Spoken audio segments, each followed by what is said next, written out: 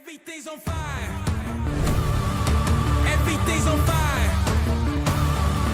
Everything's on fire.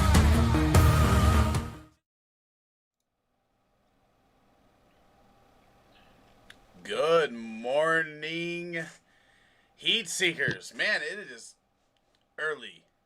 I was up late last night making my lineups, getting ready for week 2, hoping everything turns around from week 1, which didn't go perfect for me.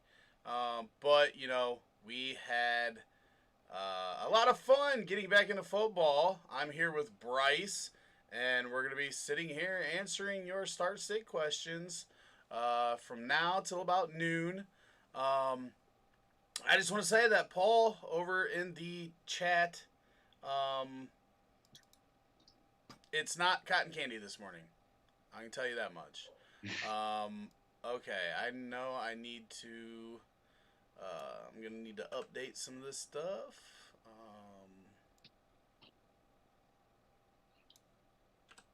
And I don't have a lock yet because I haven't decided on what I'm going with. So, update that little thing there. How's everybody doing this morning?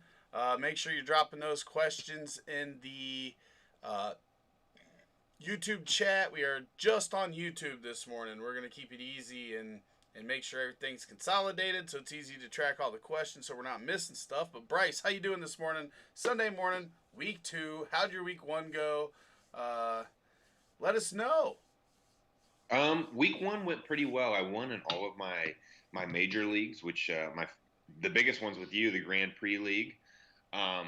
It does hurt though, because I have a lot of shares of Michael Thomas, and I did have a lot of shares of Saquon, but still was able to pull some out. So week 1 went great. The Patriots looked good, but it was the Dolphins. This week is definitely going to be a good test to see how good they really are this year. Yeah, they're not very good. No, we'll see. No, they probably are better than I would like them to be, but you know, most of us have to just hate the Patriots. It's just after the last 20 years, that's just what we have to do. Yeah, I had actually three of my dynasty leagues. I had the highest score that lost in that week. So it was one of those where I just happened to face the Devontae Adams of the world and couldn't pull out the dubs in some of those leagues, but like that Roto Heat Grand Prix that you're talking about, you know, that was one of them. I had the highest losing score, I saw that. And that happened to me in 2 other spots, and then somehow I win in a league where David Montgomery is my best running back, and I have 10 running backs on my roster because they're all so garbage, and I think they combined, even with his 8.4, for like 11 points. And somehow I win in that league, but I can't win in leagues where I actually have some some solid players.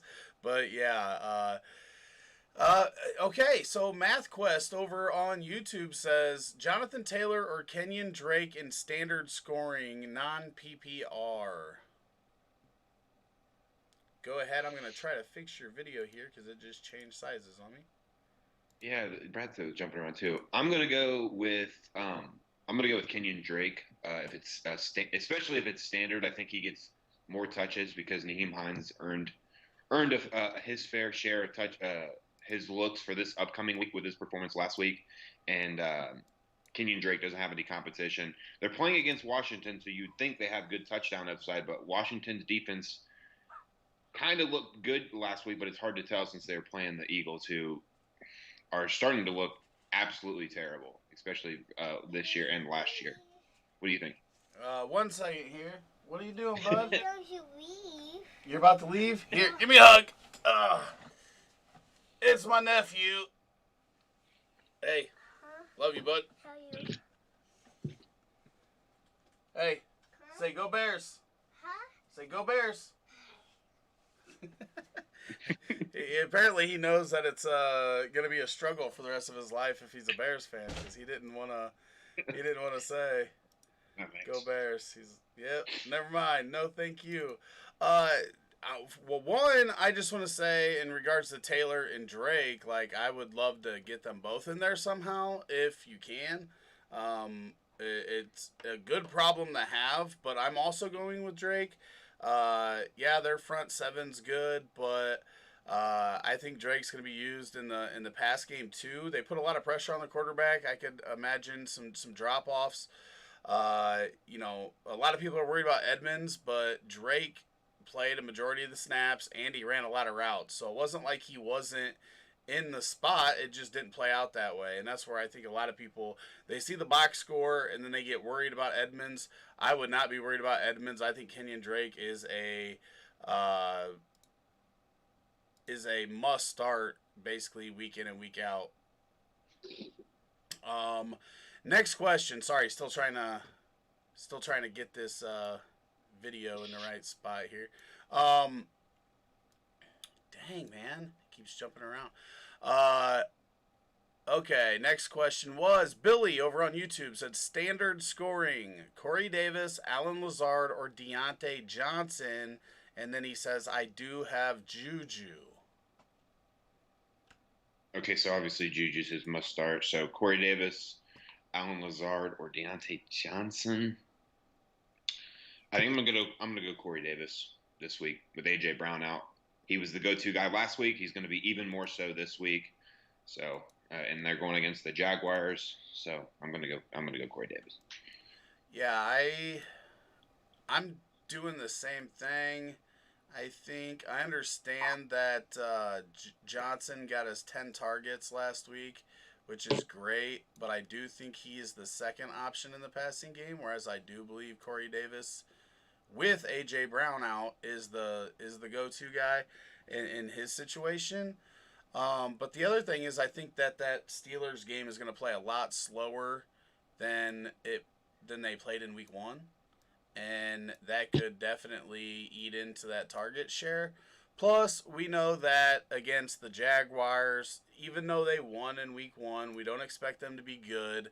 And those targets for Corey Davis are going to be higher value, I think, than Deontay's are going to be against the Broncos. So I'll go with the TD upside in that one as well.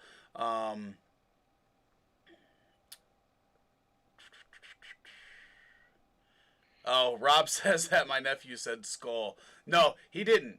He didn't. He is not a Vikings fan. That will not be allowed. Full PPR, Melvin Gordon or Nyheim Hines? That one's a little hard.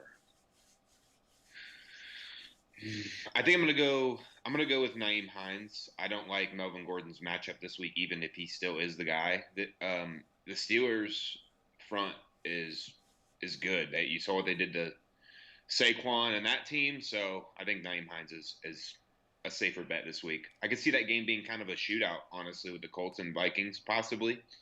So the PPR value with Hines is where I'm going. Yeah, we've seen this from Hines before. I got to see it for a longer period of time before I start jamming him in the lineups. I think this could be fool's gold here. I do think he will be involved, but here's the thing. Like, you shouldn't be more excited to play Nyheim Hines than you are somebody like Tariq Cohen. So, they're basically the same player. They're not going to get a lot of carries. Jonathan Taylor is going to take over this backfield, and we saw him catch 6 passes. I got to go with Melvin Gordon here. I understand the Pittsburgh argument, but I think Melvin Gordon, who is also involved in the passing game, just gets all the work for the Broncos in this game, and he could catch just as many passes as Nyheim Hines. He's got more touchdown upside, I think. I understand Hines scored the 2 touchdowns in week 1. Yeah. But Melvin Gordon's going to be the guy for the Broncos, whereas Hines is going to be a piece of the puzzle for the Colts. So I've got to go with Melvin Gordon in that situation. Even though I don't love it, it's not it's not a good of a problem to have as the Kenyon Drake or Jonathan Taylor that we had at the beginning of the show. But no problem, Billy. No problem. I benched Odell for Woods and Ridley. Do you think that was a bad move considering Odell had a good cornerback matchup and Woods has Slay to shadow him? Or my 2 wide receivers should be good. Trey, 95% of the time when it comes to 1v1s, I do not worry about cornerback matchups personally. You're good wide receivers, and when you're talking Odell, Woods, and Ridley, I don't think matchups matter that much for those guys. Now, if we're talking a mid-tier guy, then it's a lot different. But teams are going to move these guys around and scheme them open and try to get them off of those good cornerbacks. Most of them don't get shadowed all the time. Plus, Slay did not play well last year. So I'm not even concerned that Slay's top shutdown corner anymore. Until he proves otherwise again. So I think you're fine. That's a tough one to have with Odell, Woods, and Ridley. Personally, that's definitely a tough spot to be in to figure out who you're gonna sit out of those 3. It's a good problem to have, I guess. What are your thoughts on that? Yeah, I agree. I'm in a league. He must be in a league similar to one of the older ones I'm in, where you don't get to start many players, and I get in situations like that all the time. I believe Allen Robinson, Kenny Galladay, Juju Smith-Schuster, and DeAndre Hopkins, and I can only start 3 of them, or 2 of them. So it's hard each week. Yeah, I know it sucks because it's a weird format for the league, and I've been trying to tell them that we need to add more flex spots and things like that because it's only 10 people. But when you're in situations like that, like you just have to try and choose the bet with your gut at that point, because there's going to be plenty of weeks where you just chose wrong, but it's still not really a bad decision. Right, so and and if you go just based off matchups, you're gonna have a lot of weeks where you sit. I remember sitting Drew Brees last year versus San Francisco because they didn't give up points to the quarterback the whole year, and then the dude drops a 45 bomb and I lose, and it ends up being a valuable week. So. That's just a position that's rough, and it's going to be brutal some weeks for you because you're gonna have guys put up big weeks and they're gonna be on your bench. Should I start Dak or Josh? I'm assuming he's talking Josh Allen. Dak's the start this week in all formats and everything. Atlanta, basically, Russell Wilson did anything he wanted to do last week. They did not stop anything he tried to do, anything the Seahawks tried to do. Their defense is horrible. Basically, if you're streaming quarterbacks, you're going to try to look out on your schedule and see who plays Atlanta and go ahead and pick them up now and have them waiting so that when they get that matchup, you can throw them in there. Sean Dean says, do I start Wentz or pick up Rivers or Tannehill? I think you still gotta start Wentz.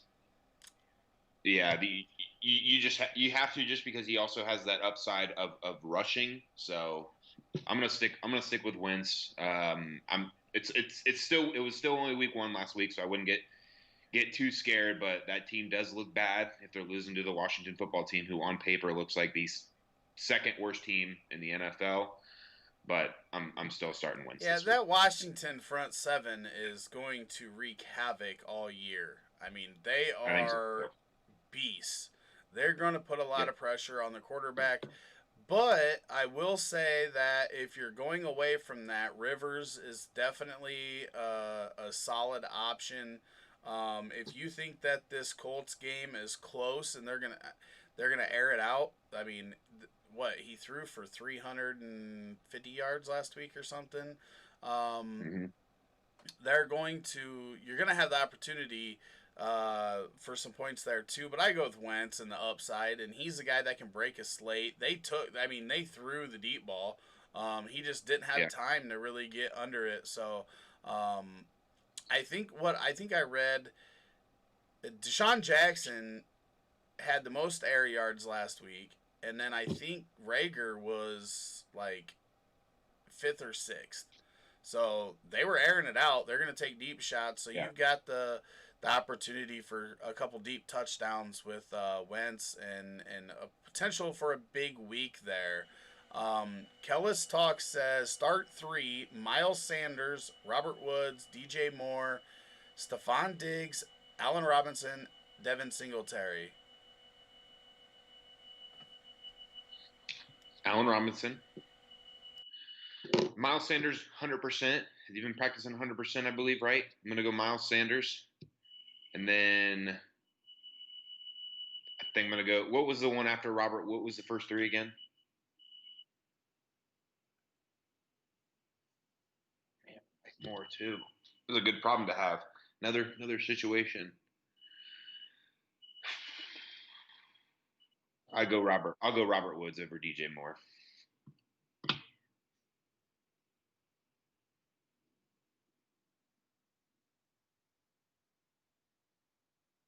Yeah. I think, yeah.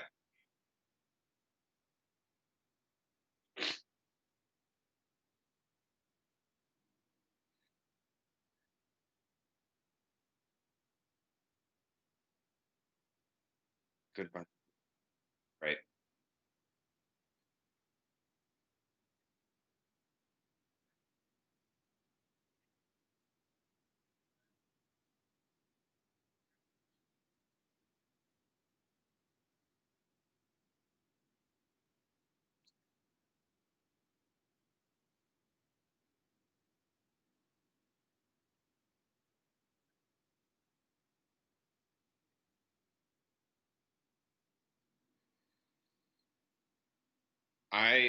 If Parker plays, he's gonna get Tre'Davious White. So I'm probably steering clear.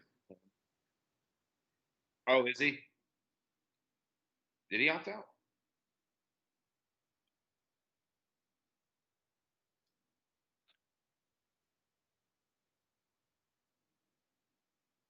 I don't think so. Craig, He got backlash for thinking. Craig, did Tre'Davious White opt out?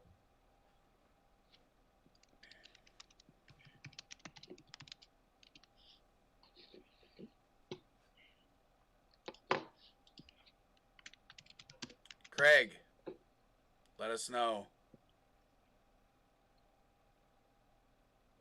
Oh, he opted back in? Yeah, I didn't think they could opt back in. He didn't officially opt out. I remember reading about this because he was getting death threats from Bills fans. He thought about opting out. Okay. And he decided not to, but I just remember him talking about how when he was even thinking about it and announced that he was thinking about it, he was getting a bunch of death threats. Yeah, which is pretty terrible, but I'm going Deontay Johnson. If he got 10 targets last week, I'm not expecting it again this week, but Juju Smith-Schuster put his name back on the map. So I think a lot of the focus goes to him. I'm going Paris Campbell. I think he's got a lot of upside in this spot. I'm not going with Parker this week. I want him to get healthy before I'm running him out there. We've already seen inconsistencies in his career anyway. But I'm going with Paris in week 2 here. Parker does have if he does play today, he's got the worst 2 week 1 and week 2 with Gilmore on him, and then Tre'Davious White the second week. So Parker's a guy you could stream. Yeah, he'll definitely probably be a must start later unless Fitzpatrick loses his job sooner than later.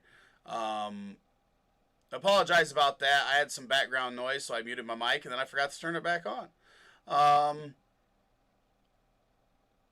No, that's fine. I seen that he was opting out, and then I don't pay attention to defense that much, so that's where it ended for me. Flex, Shark or Dobbins, half PPR. Shark for me. Yep.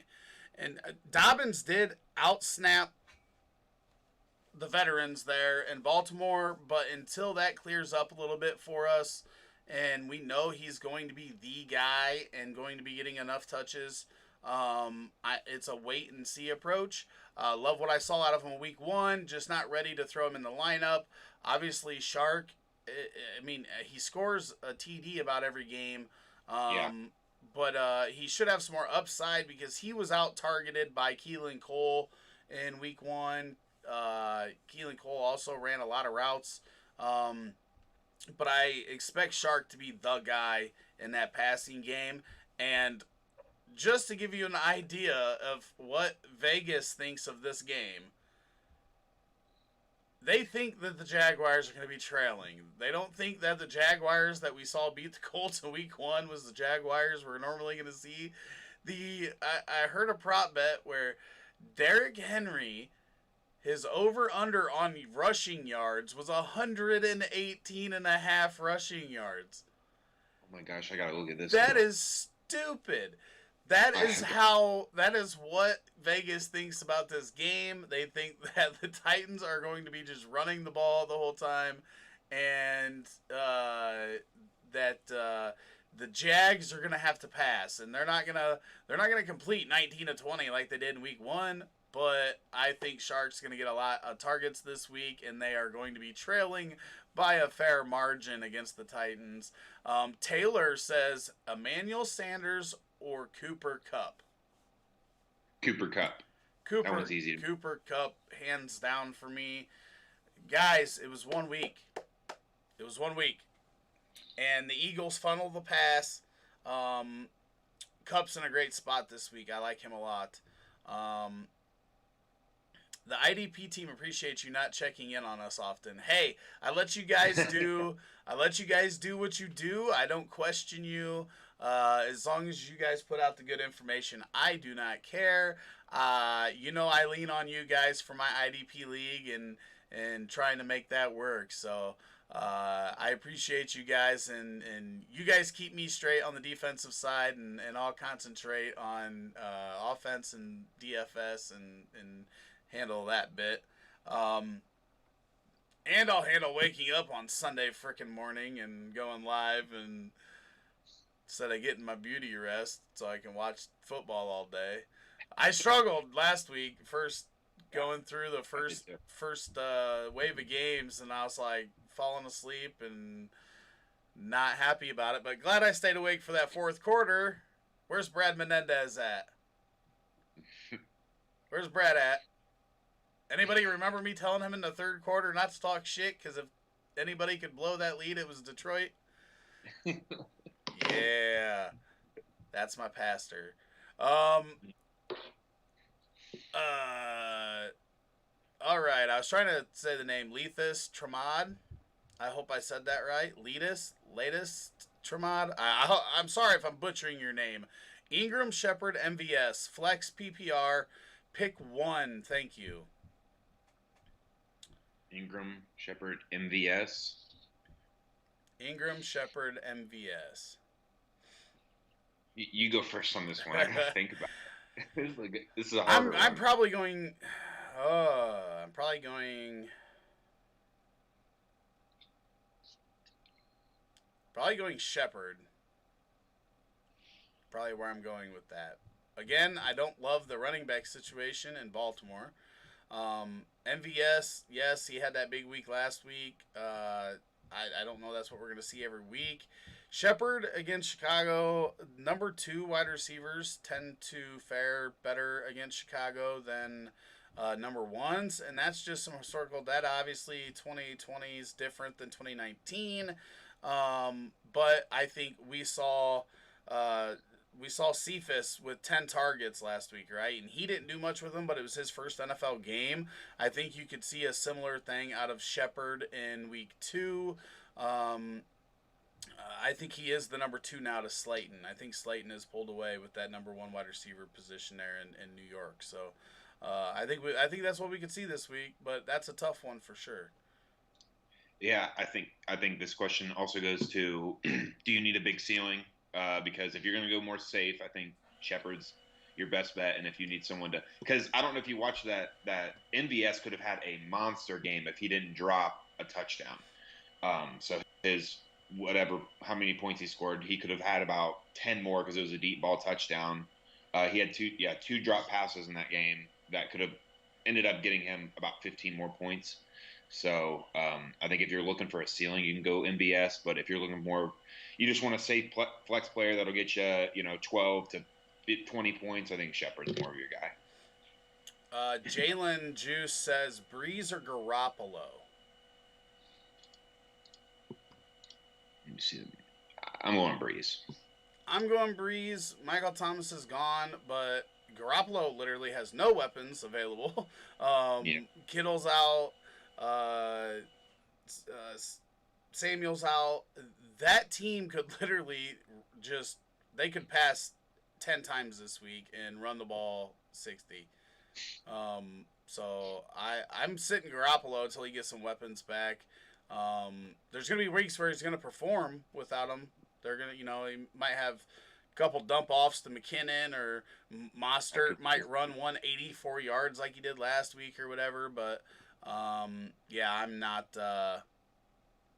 going there. Montgomery, Akers, or Gibson, PPR. I don't like Akers. I'll go Montgomery. I think it's easily Montgomery right now. He's going to get the carries. He's going to get the volume. Akers is shortly behind. Gibson is a non-start for me until he proves that he's a running back in the NFL. Trey Tillman says, for tight end PPR league, who to start, OJ, Hurst, or Logan Thomas? The Logan Thomas hype is huge right now, but I would wait until it becomes more consistent.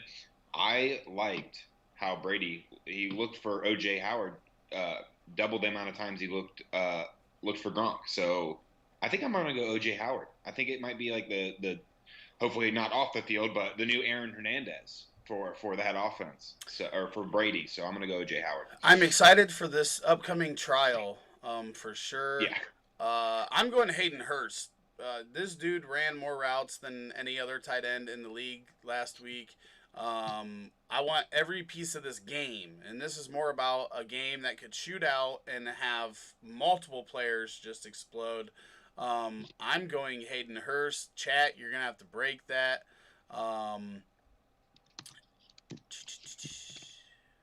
They're going to see him there. You don't have to listen to Paul in the chat, guys. What do you say now? No, he's just like, Montgomery's the clear start over Akers. Akers isn't getting enough touches yet. Thanks for putting up this show, guys. Need help here with my flex start. PPR, Melvin Gordon or Zach Brown. I'm assuming you meant Malcolm Brown. Zach Brown's a linebacker, ain't he? Yeah, and a band, right? Yeah. I think Zach. I don't even know if Zach Brown's on a team right now, right? Blue Crew, just please confirm that's Malcolm that you're talking about. I'm assuming it's got to be. I'm assuming 2, and I'm going. Both of them have terrible matchups. But I still think Melvin Gordon's the only guy there.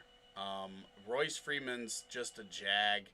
He'll get some touches, but Gordon's going to get all the valuable touches. Malcolm Brown's probably getting 75% of the valuable touches, so I'm probably going Melvin there. Yeah, I agree. I'm not going to buy into the week 1 hype with these players that we didn't really even discuss in the offseason, so I'll go Melvin Gordon until I'm proven wrong. Yeah, I mean, I think Malcolm Brown's fine. I just think that he has a little more to share. If Lindsey was back, I'd probably go Malcolm Brown. LT, that's what we're calling him, because I butchered his first name when I was trying that. So I'm in a league with no kicker or defense, so the leagues have 3 flex spots. Thanks. No problem. That's what we're here for. So make sure you hit that subscribe button and notification bell so you know when we go live. We go live right now during the season at least 3 times a week. And every Sunday morning from 10 to noon for now, and we'll see how that plays out. Uh, somebody else said it's Hurst. Pick 3. We have Mike Evans, DJ Moore, DJ Shark, and Marquise Brown. This one's super easy for me. I want to see what you have to say. I'm definitely going DJ Moore and Mike Evans. What were the last two? Marquise Brown and who else? DJ Shark. I'm going to go with Marquise Brown. I'm going with the same 3. Sitting Shark out of those 4 is pretty easy for me. Good problem to have. Trubisky or Breeze? Breeze. I mean, you're laughing, but this, I want to know what the Saints are going to do without Michael Thomas. Are they going to lean on the run more? I mean, Emmanuel Sanders isn't the Emmanuel Sanders of old, and Jared Cook's old too. So I don't know what they're going to do with that passing game. The touchdowns may go to running backs, maybe a Murray and Kamara show. Again, it's not pretty putting Trubisky in, but his matchup this week's a lot like last week's with the Giants. So I think it's a toss-up. You may flip a coin. I'm just real curious to see what the Saints do with no Michael Thomas in there, because literally he's been their only receiving option for the past 2 years. Gonna be crazy. Yeah, I guess that. Oh, it was Zach Moss, not Malcolm Brown. So I'm still going Melvin Gordon in that situation because Zach Moss has the same issue splitting with Devin Singletary. I like Melvin Gordon even a little more in that situation, than Malcolm. Then we had Malcolm Brown or John Brown.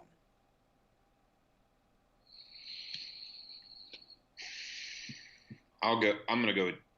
Man, did John Brown did pretty good last week? Yeah, didn't he? John Brown's been one of the most consistent players in the NFL with Josh Allen. I go with consistency. I'm gonna go John Brown. Yeah, I'm going John Brown as well. I just hope that the Bills don't get up so much on Miami that they just lean on that run game. But I think John Brown could still have a touchdown before you get to that point, obviously. So going there for sure. Latavius Murray versus Raiders or Cohen versus Giants? I'm gonna go. Man, and that's another hard one. I think what they're gonna do with Michael Thomas, I think they're gonna put a lot of 2-back sets. So I think Latavius Murray is gonna be on the field even more than he was week 1, and I like the touchdown upside with him. So I'm gonna go with Latavius Murray. Oh, yeah. I want to go Latavius Murray for sure. I'm going Latavius Murray. I said this about Nyheim Hines. These guys that are strictly pass-catching backs are so inconsistent. I want guys that are going to get carries as well. Murray, touchdown upside. Cohen doesn't have very much of that. So I'm going Murray versus the Raiders as well.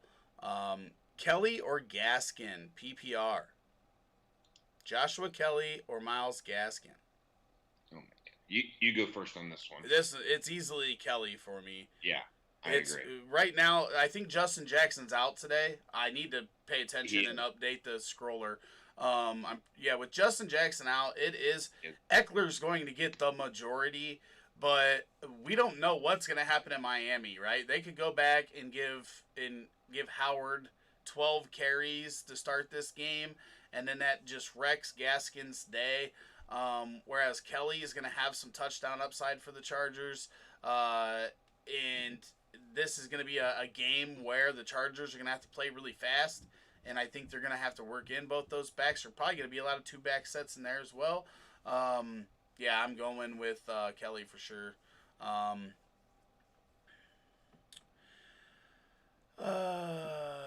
But at least Hines has Rivers. Cohen doesn't have a QB that dumps it nearly as much.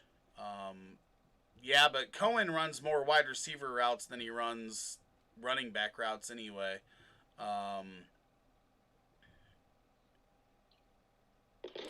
Which one was Jaws? Yeah, Jaws with 0.5 per rush attempt too. That's easily Murray.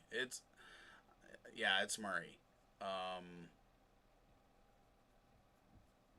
Michael Gallup or Deontay Johnson. This one's super easy for me. Which one, Michael Gallup? You think Michael Gallup's the guy? Yeah, you went every part of that game. I like Michael Gallup last week, and his week got hurt with Jalen Ramsey's beautiful acting performance. So that would have added another 4 or 5 points to his day. So would have been more than that. That would have been like probably a 14-point swing there because he would have scored. He would have scored for sure, and it was a long one. Well, he caught the ball and fell, didn't he? Yeah, he caught it and fell. Oh, did he? Yeah. But they were. I forgot how the play ended, but either way, like he is just a hair under Cooper, and this is the highest projected game. They have one of the highest projected team totals. I want every bit of the Cowboys' offense. If you're asking me a start-sit question that has Gallup, Cooper, Lamb. Obviously, you're starting Zeke and Dak. I'm going with those guys in most situations, unless you're asking like against DeAndre Hopkins or something. And but yeah, I just that game this week, dude. The Falcons can't stop anything, right? Chris Carson has 2 receiving touchdowns in week 1. Receiving touchdowns, and he is a decent pass catcher, but that's not what he's known for. And then you have both Lockett and Metcalf coming through. Like, this Cowboys offense is going to have a heyday today. And if it doesn't, like, power to you if you go against the grain in this week. Yeah, Gallup is an easy one for me. Deontay Johnson, Lamb, or Anthony Miller, PPR? It's a little bit harder. You just said if you had Lamb in any of them, but you're a big Anthony Miller guy. I liked how the Cowboys used Lamb in week 1, but I'm gonna go with Anthony Miller in that one.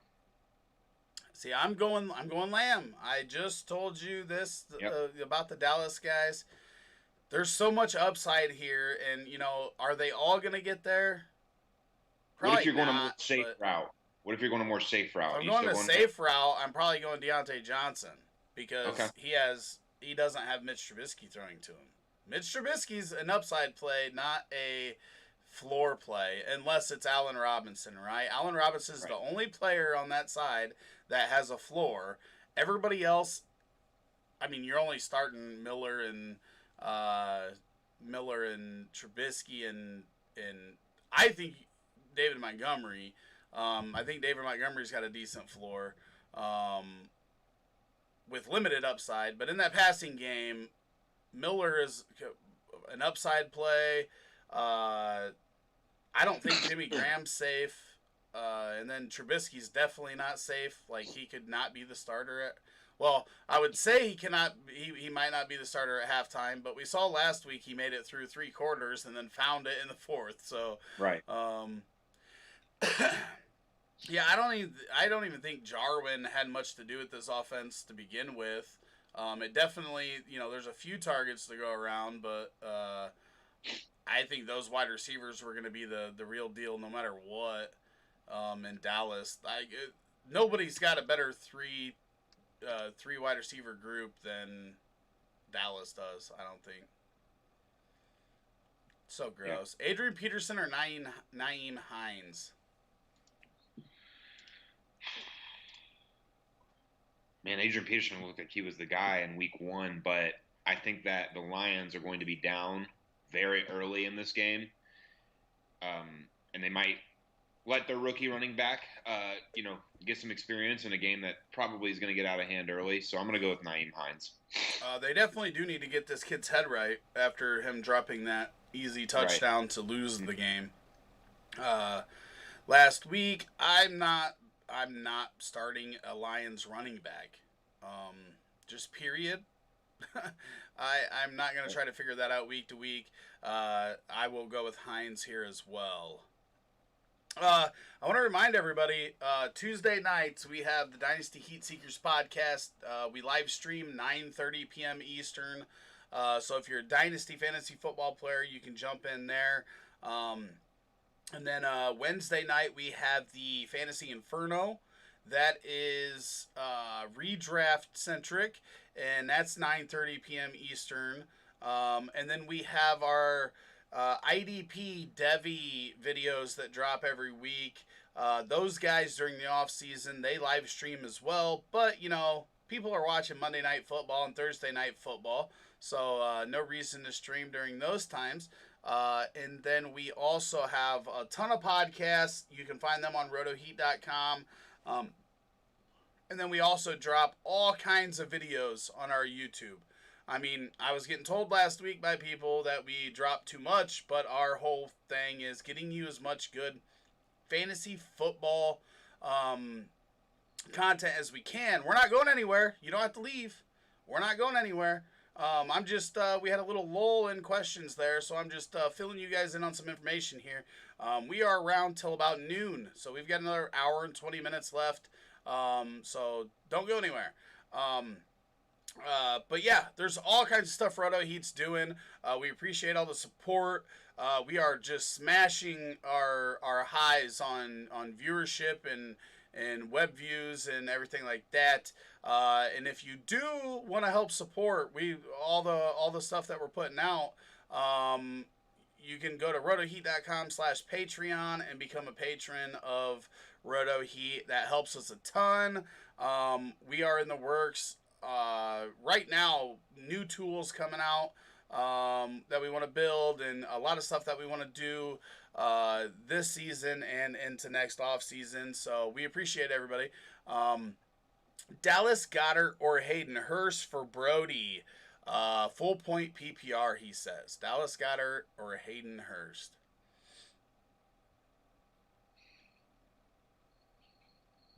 Dallas Goedert's taken over there, but I'm going to go Hayden Hurst just because of the game. Until Dallas Goedert is proven not to be the number one receiving option on that team, I mean, going even back to last year, over like the last 6 games of last year and going into this year and everything, Goedert has been either the first or second leading target getter on that team in almost every game. I'm going Goedert. He might be their number one wide receiver. Last one. Keenan Allen or Stephon Diggs?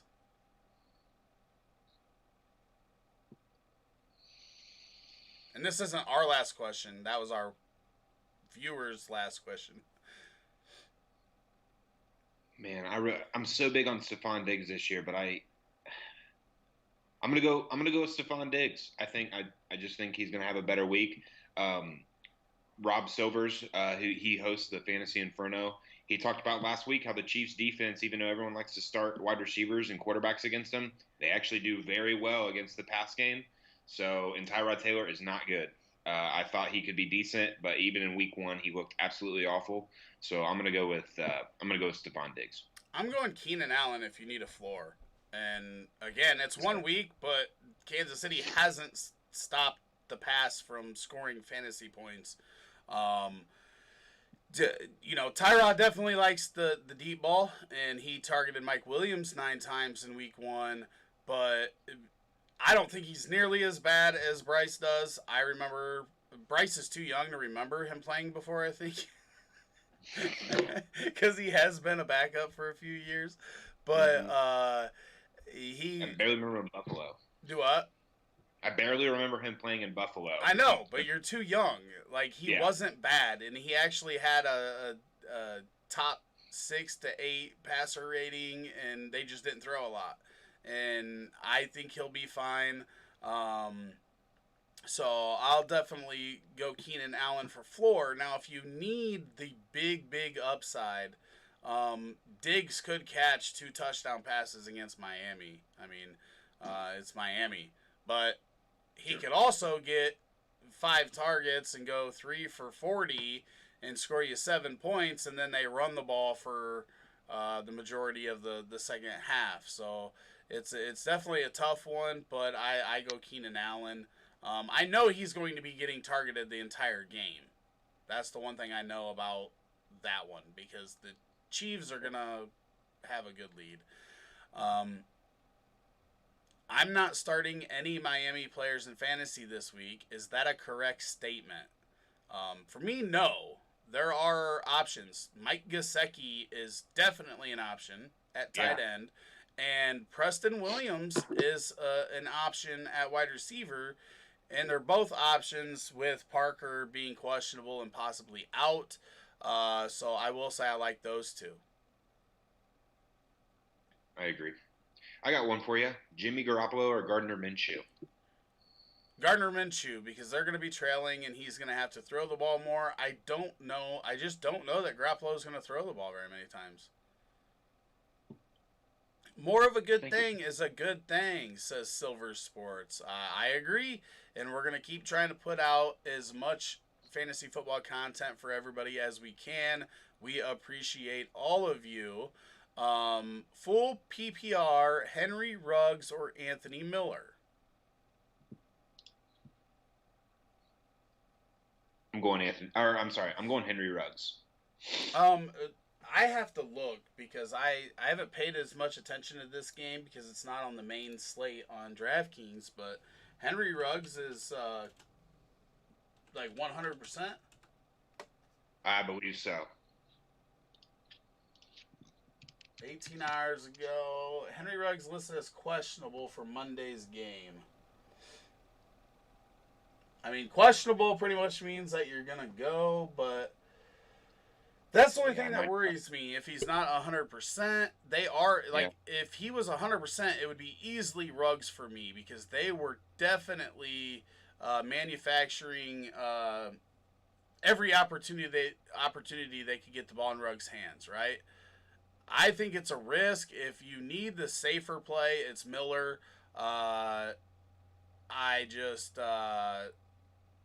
Ruggs, that worries me with those guys with hamstrings and stuff, man. If he tweaks that again, then you don't get a full game out of him. It's tough.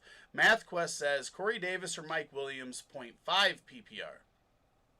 PPR. Corey Davis. Mike Williams for me. I think Tyrod's best play is the deep ball, and they're going to take shots here. They're going to be down. They're going to be trailing.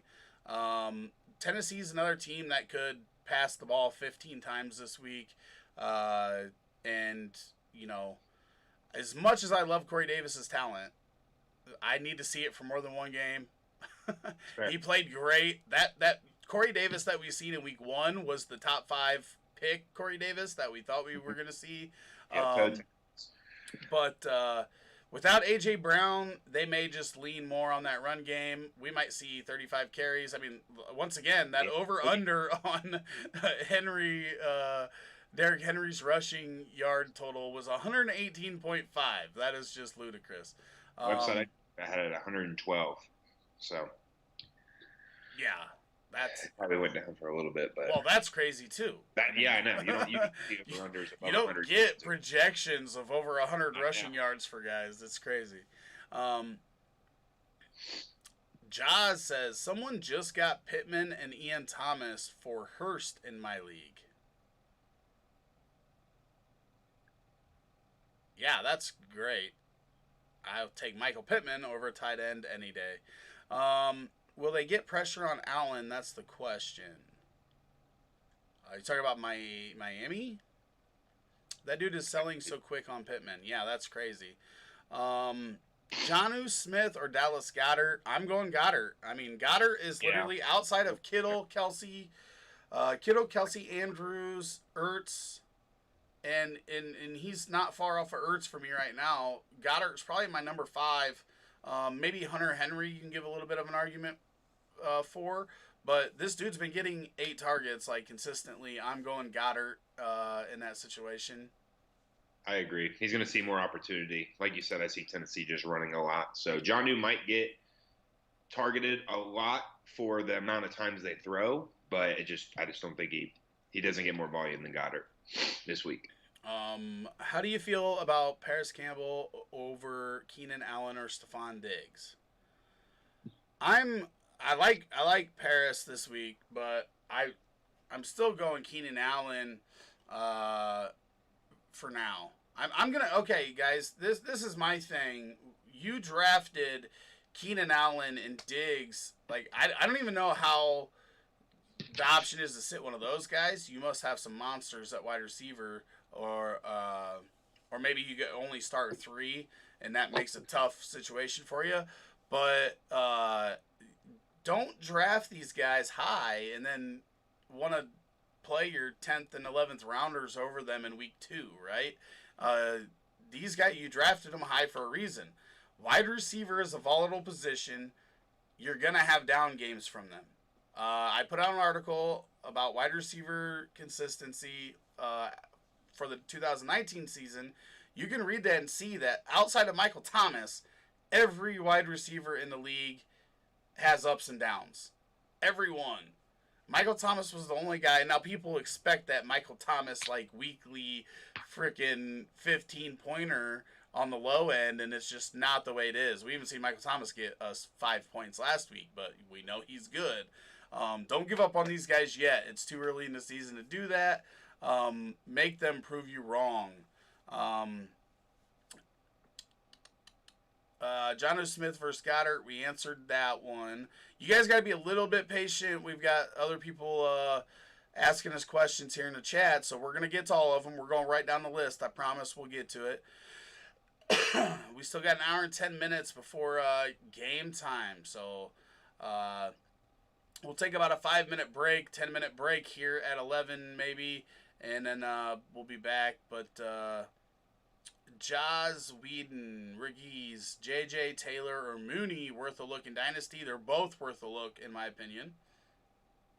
If A-Rob is happy and signed in Chicago, then Mooney's probably never going to be worth a start. If he leaves, that just opens up a lot.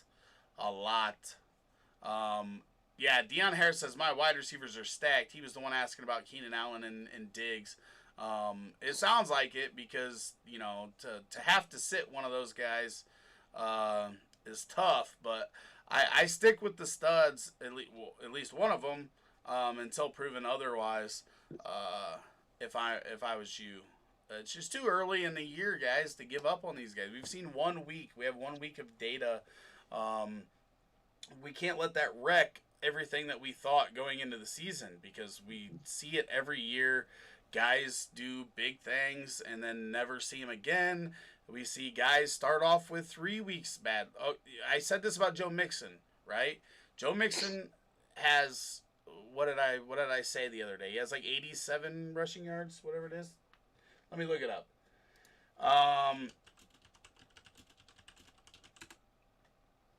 So everybody's asking if Joe Mixon's done, because he's got 115 yards rushing, right? On 35 carries.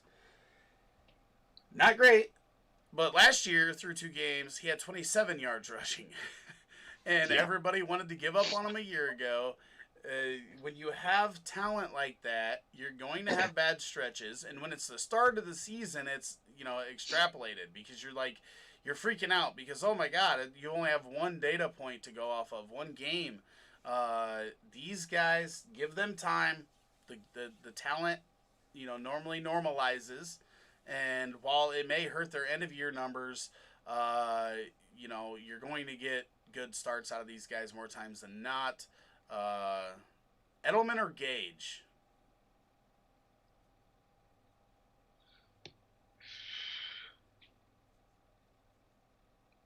I'm gonna go with Edelman. I think it's easily Edelman.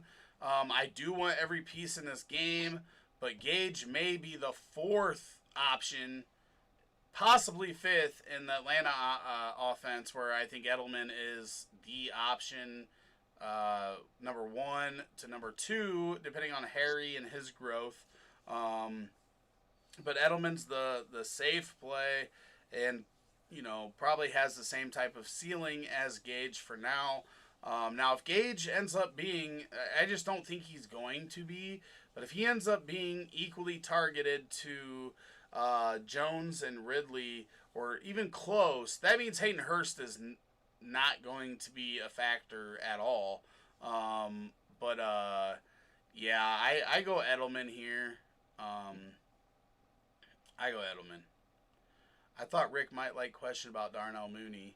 Yeah, I mean, I was very surprised. I wasn't high on him. I'm not necessarily high on him, but you have to, for a guy that came in and jumped Ridley, really jumped Wims, two guys that have been in the league for, 1 and 2 years respectively, and got more looks. If A-Rob were to go, you got to give him a look for sure. So we'll see if that continues. It's definitely a dart throw.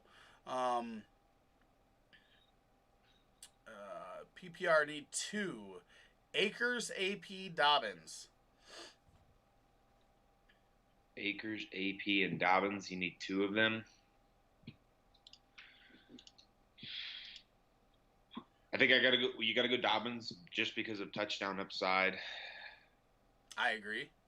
And then I don't like it, but I'll just go Akers because of what I said earlier. I think that the Lions are going to be down very early in this game, and they're going to try and maybe throw in their younger back to get him some more experience in a game that's probably going to get out of hand early. Yeah, I think it's Dobbins for sure, like you said, and then I think it's Akers because I think I do think that the Lions are going to be passing a lot. They are going to force the run, right, early in the game, probably for the first half, but AP could also get no rushing yards. Like, he could go 10 carries for 35 yards, and that be his entire day. But if they get him involved in the passing game, which he was a little bit last week, then it could get it could sting a little bit. But I think I do go Akers. I mean, this guy was still involved in their offense. He's gonna figure it out and be okay. So I go with the spry legs over the aging AP. For sure. Emmanuel Sanders, T.Y. Hilton, or Nyheim Hines in a standard league. So you don't get no PPR in this one. This makes it really easy for me. Who is it for you? It's T.Y. Hilton. Yeah, okay. That's what It's T.Y. Hilton. Yeah. I'm interested to see what Drew Brees does with Emmanuel Sanders, but T.Y. Hilton still heavily involved, running routes, healthy. I want him. He's got a better quarterback than he had last year with Brissett, which isn't saying a lot, but we saw when he was healthy, he was still valuable. Again, we're talking about the 1 week that didn't really pan out for him, big fantasy day wise. I like him a lot this week. For sure. And don't forget, Minnesota got wrecked by not only Devontae Adams, but Alan Lazard. Yeah. MVS. T.Y. Hilton is in line for a decent day, I think.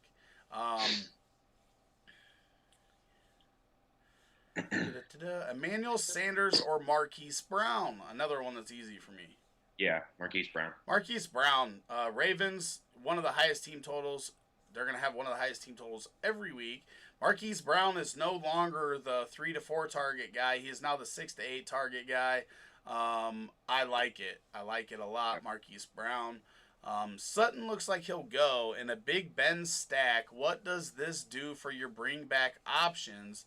Not wanting to spend up on Fant. Is Judy still in play? Okay, talk a little DFS. I'm glad you came in and dropped the DFS question. I think Judy's more in play with Sutton on the field because his ownership's going to go down. I think his needle moves 0 for targets, right? Now they just have another option in the passing game. Judy's still going to get his, I think, 6 to 8 targets a week. Dropped 2 of them last week. I'm not worried about that. But against a good defense, I don't expect ownership to be very high anyway. So I do like Judy and a bring back on a Big Ben stack for sure.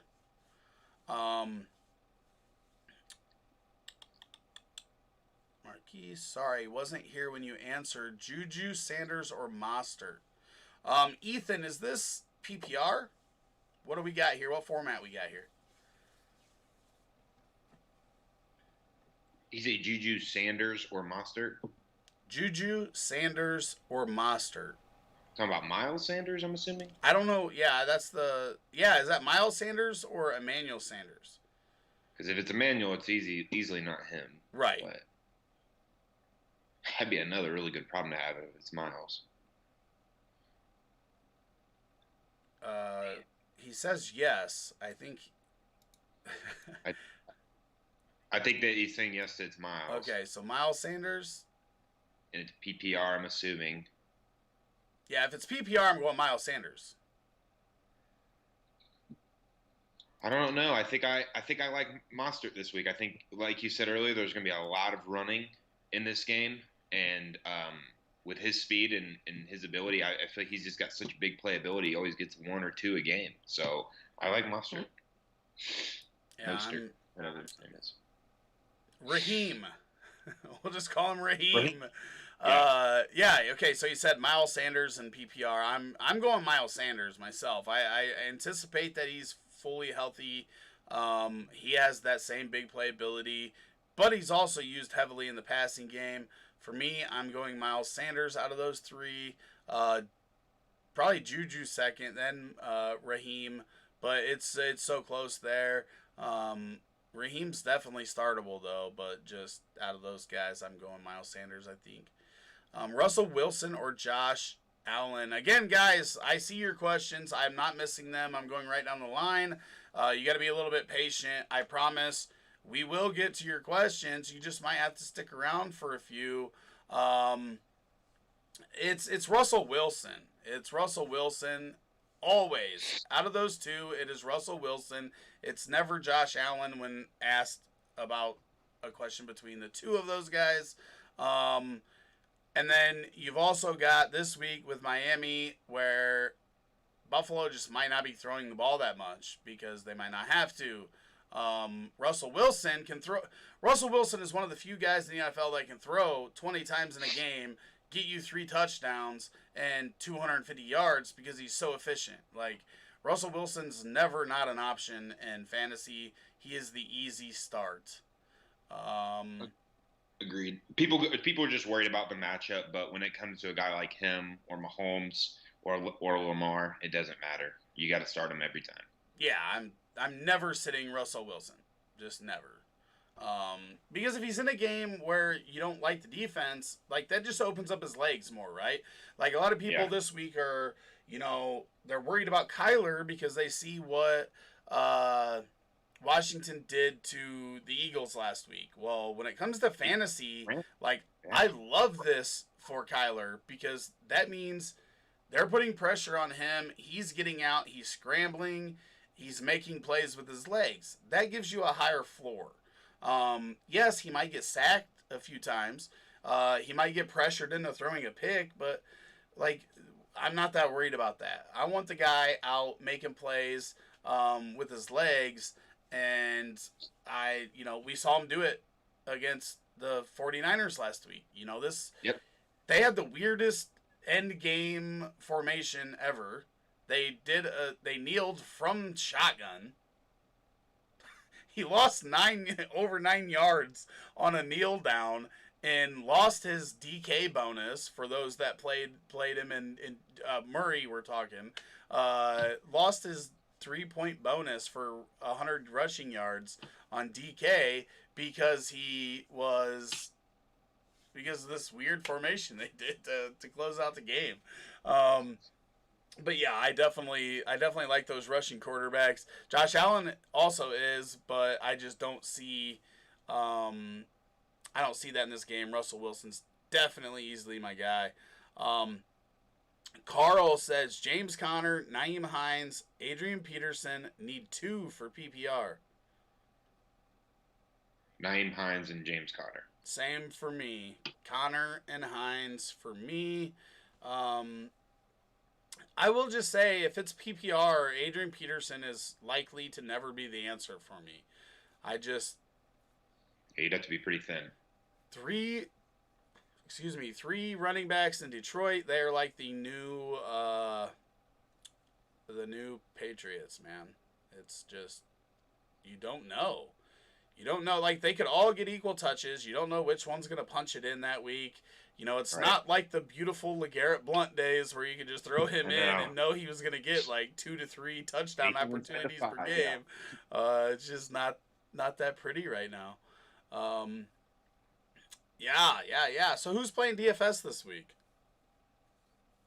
You out there? You playing DFS? A little bit. Let's see how many people we got in the listener league. Maybe we'll drop that here if we've got spots open in it.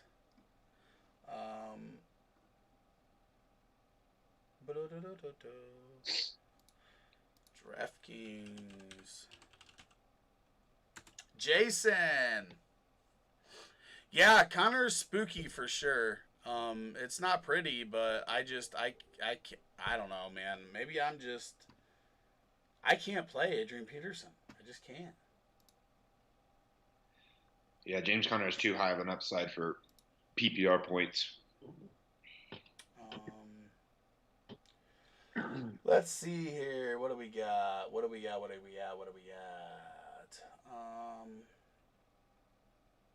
Hey, we've still got spots open. I will drop the link in the chat.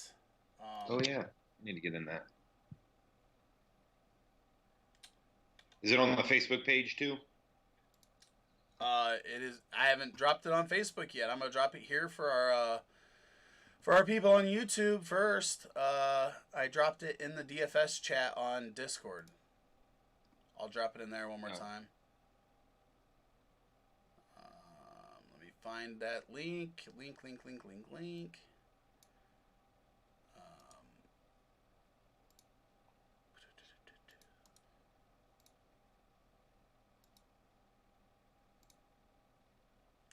Where permitted. First come, first serve. 20 spots. We may have to make this a little bit bigger going forward. Gurley or Malcolm Brown, PPR. For me, it's a Gurley. I want every piece of that game I can get. He's getting the 20 touches that we want him to get. Found the end zone last week. Probably going to be used in the passing game this week. They're going to be running and gunning, baby. Anyone flake out of any of the 96 leagues yet? We may have some people that are not setting lineups, which I'm probably going to have to go through and make sure that everybody's setting lineups again. Very frustrating.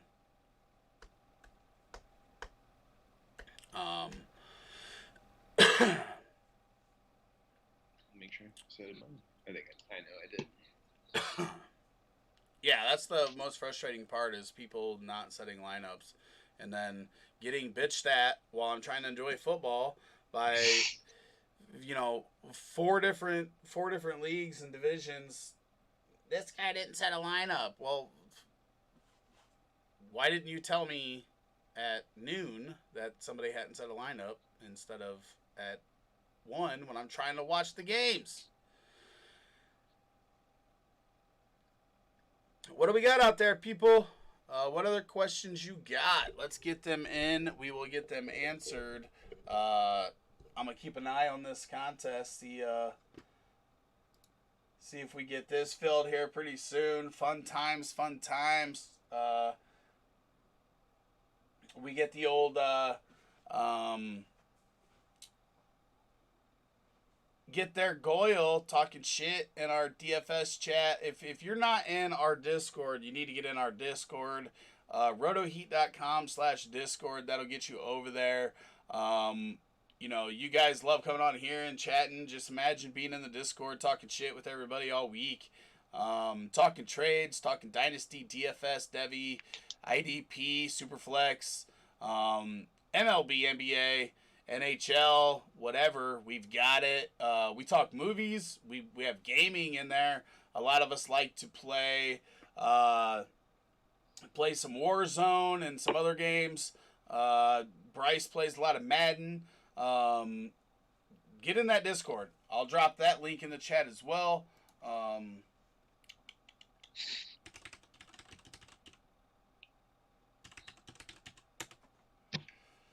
That is dropping it there.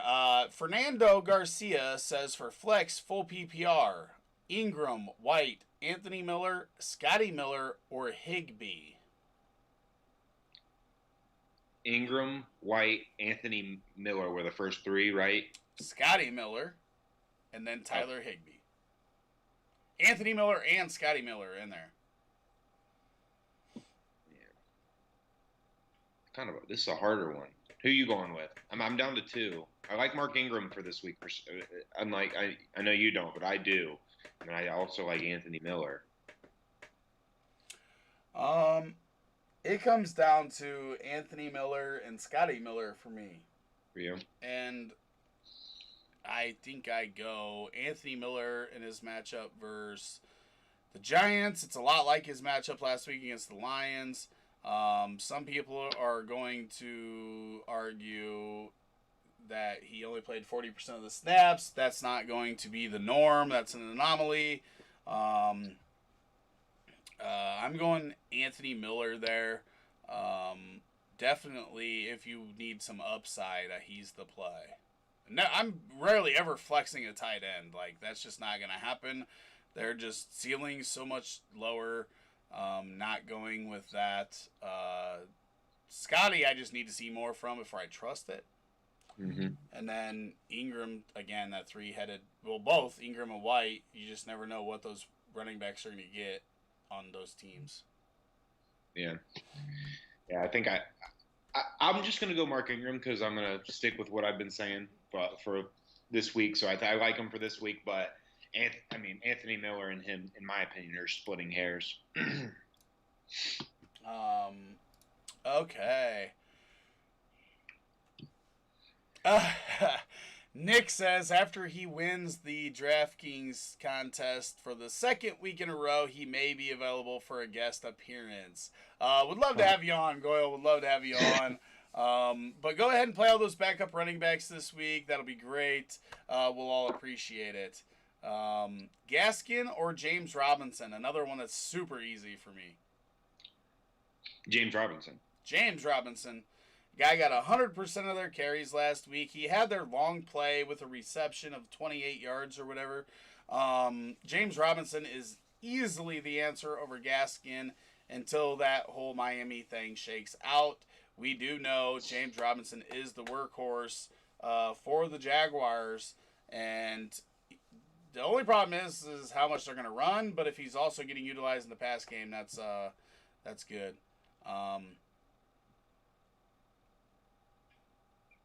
I don't know how. Okay, I was gonna say, Paul, you have some bad takes, but taking Gaskin over James Robinson is really bad. But Paul goes, "Oh wait, yeah, James Robinson." He meant. So yeah, it's definitely James Robinson there. I was like, there's no I don't think Gaskin is ever the answer there. Not that he can't have a good week, but we don't know what Miami's doing yet. Like, let Miami tell us first, right? They'll answer that for us. I just don't know that he's got the job. If we knew he was the guy, then he becomes a big option for us. I think he's dynamic. He has a little dynamic ability to him. But just not there yet, Jason, just not there yet. Shade721, how's it going? Welcome to the stream Sunday morning. Need 2 in standard league. Carson, Connor, Jay Taylor, David Johnson, Ronald Jones, or David Montgomery. This one becomes very, very easy for me as well.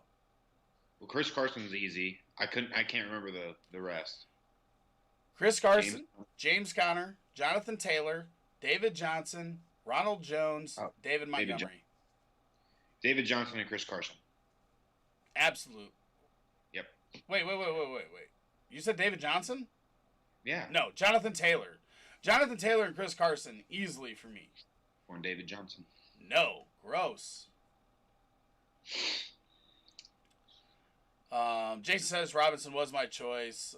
Yeah, I think that's easily the one. Cortland Sutton is playing. Do you feel comfortable starting him at all? That answer is no. Tough matchup. Yeah. I mean, we saw this, and people obviously know I'm a big Anthony Miller fan, but he had that shoulder problem his rookie year. Last year a little bit, but his rookie year he could not lift his arms up to catch the ball. Like for Sutton to make it easy on him, you got to hit him right in the numbers, and I'm just not comfortable they can do that. Paul and I agree on Taylor and Chris Carson.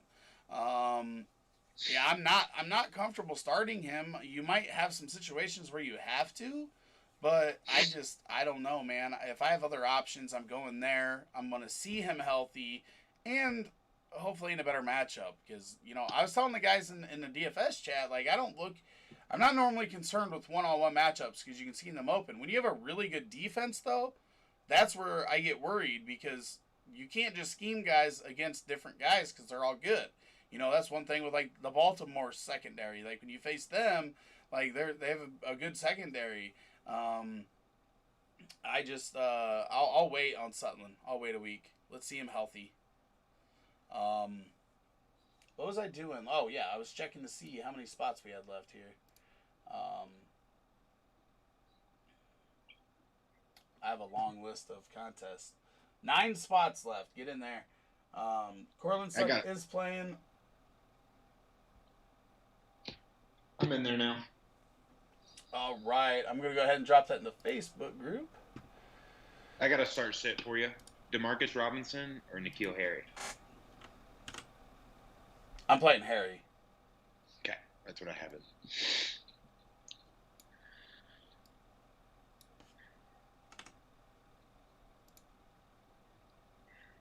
I mean, I love that Chiefs offense, but I just don't know that he's going to get the volume that you need.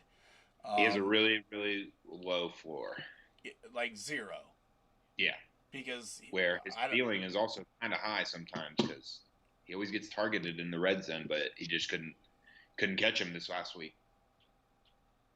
He would have had 2 touchdowns. He's that guy that I'll have on my bench all year, and I'll have 2 weeks out of the 16 games. He'll put up 30. Yeah.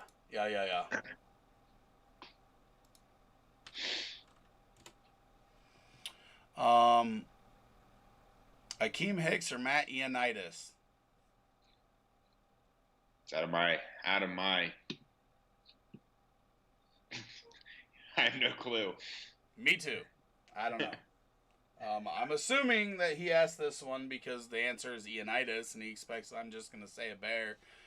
But no, I don't know, but I'm assuming it's Ioannidis. I don't even know if he plays. I don't even know who that is. Join the Discord and ask in the IDP. Rob Sullivan says the answer to sit is always Harry. That's just simply not true. So the answer is always Renfro. Oh! I can't talk crap. I like Turner Renfro after last week. But Logan Thomas or Curtis Samuel? Curtis Samuel. If Logan Thomas is at tight end, that's fine. I'm not flexing him over Curtis Samuel, who saw 9 targets last year. Oh, so Paul said I picked up Hicks and am playing Hicks. That's okay. I honestly had no idea. I just assumed you were trying to trap me into picking a Bear. I love Hicks in real football. I don't know if he's viable in your fantasy league. I can barely keep up with all the offensive players in all 9 leagues. If I had I would literally have what to do. Yeah, I want to go back to the Harry talk because it's. I understand that he hasn't done much yet. He was injured all his rookie year. Cam Newton is the same as Tyrod, right? They excel on the deep pass. They do not excel on the short and intermediate passes. Like, that's not their bread and butter. That's where Edelman and Keenan Allen get hurt a little bit. Keenan Allen has a little bit more ability to go deep, but Harry's going to be fine in this league and had a tough matchup in week 1. Just from what my IDP guys tell me on a week-to-week basis, that the secondary in Miami is not that bad.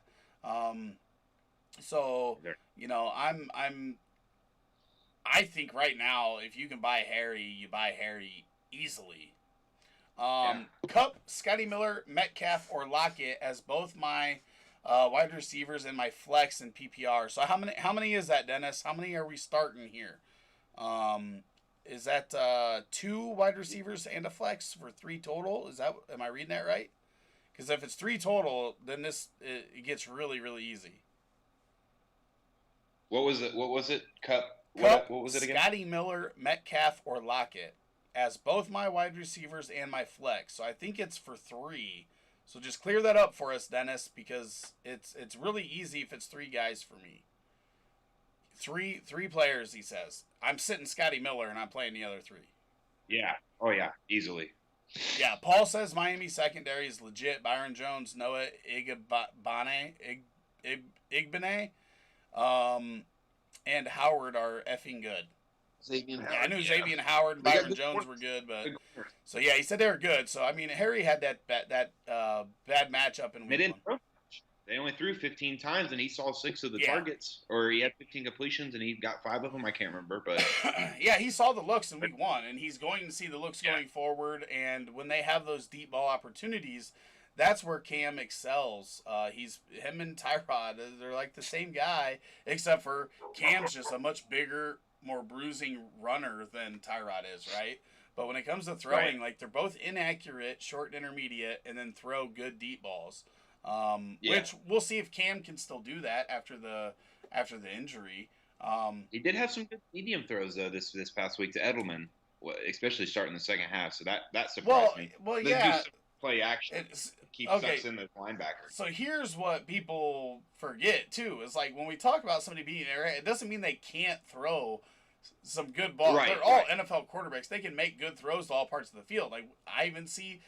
As a Bears fan, I even see some throws Mitch Trubisky makes, and I'm like, wow, what a throw. But then you get the bad ones where you're like, how do you get paid to do that? And it's like, all these guys in the NFL can make some good throws.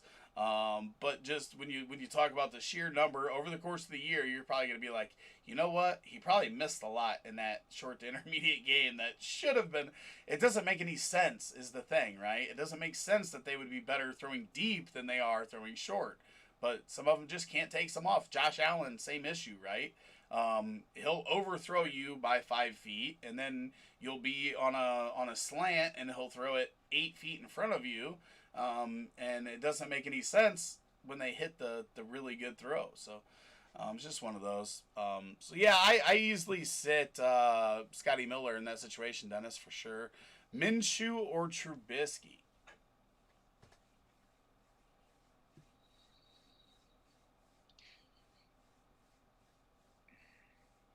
I think Gardner Minshew is the real deal. So I'm going to start him. I think they're going to be down in this game, and they're going to have to throw it late. Same with the Bears game could go either way, to be honest. But I like Gardner Minshew. I'm hopping on the train. I don't like it. I've said it a million times. I don't like putting either of these guys in my lineup. But I'm going to go with Trubisky, and I wouldn't hold my breath because, you might have to hold it until the fourth quarter. So you might be dead by the time you get there. But this when looking from a defensive perspective, it's a lot like the last week's game, right? And the one thing I do know is Chicago's gonna throw the ball. Like Nagy, the Bears could be up by 40 in the first quarter, and Nagy would still be throwing the ball because he can't stop throwing the ball. Like that's just the thing. I don't believe in Minshew. I don't really believe in Trubisky either. But if you're making me choose between the two, I'll go Trubisky for now. Will Fuller or Kenyon Drake for the flex spot in PPR. This is Kenyon Drake. Jose, I'm going Kenyon Drake as well. Yeah, Kenyon Drake is somebody, again, we talked about it early in the show. A lot of people are worried about Kenyon Drake. Chase Edmonds did this. Chase Edmonds did that. Kenyon Drake still ran way more routes. Still, had far greater share of the snap count. This is Kenyon Drake's backfield. You don't have to worry about that. Fire him up week to week until proven otherwise.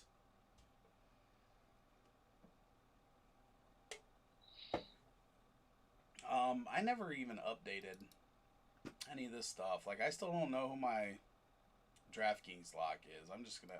I don't have one this week. I'm not as comfortable as I was last week. So Cortland Sutton is in, huh?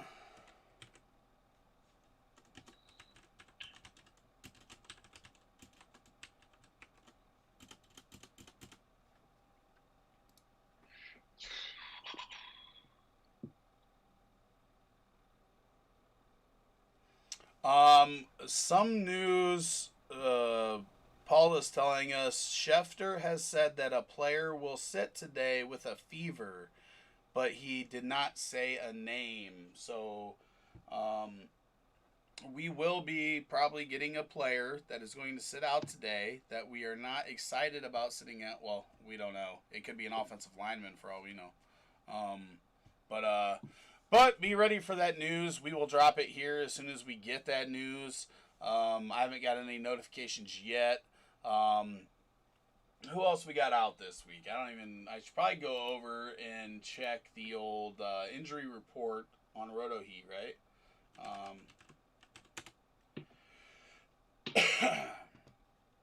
Craig has put together a great injury report article for us.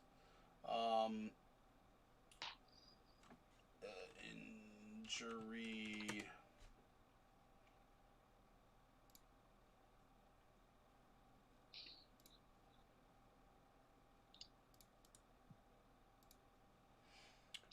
Go ahead and drop this in the chat so you guys can keep an eye on this. Just go ahead and bookmark this article. Craig is updating it weekly.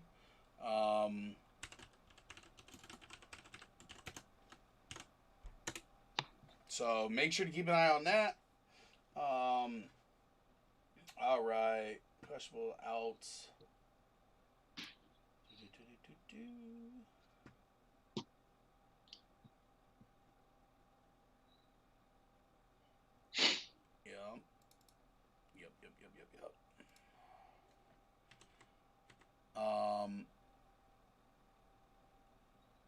Yep, Sutton is active. Okay, here we go. We got another question here.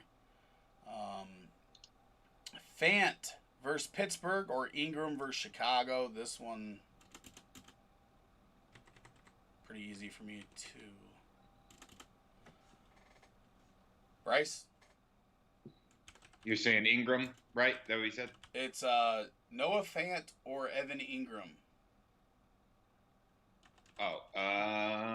I love Noah Fant, but I'm gonna have to see a little bit more until I start plugging him in over Ingram. I'm going Ingram. Yeah, Ingram definitely has an opportunity against Chicago. I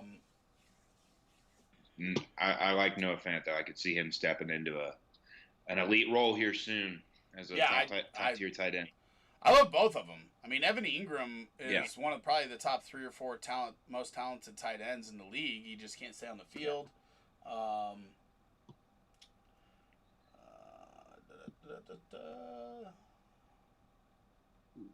Playing this week in this league. Going through. Playing Toad in our. Oh, who's Toad? I don't know. You gotta just highlight their name and it'll pop up. Highlight the team name and it'll pop up with their owner name. Get up here then. Let's get back. I thought you were the Toad of the group. No, I'm Mario.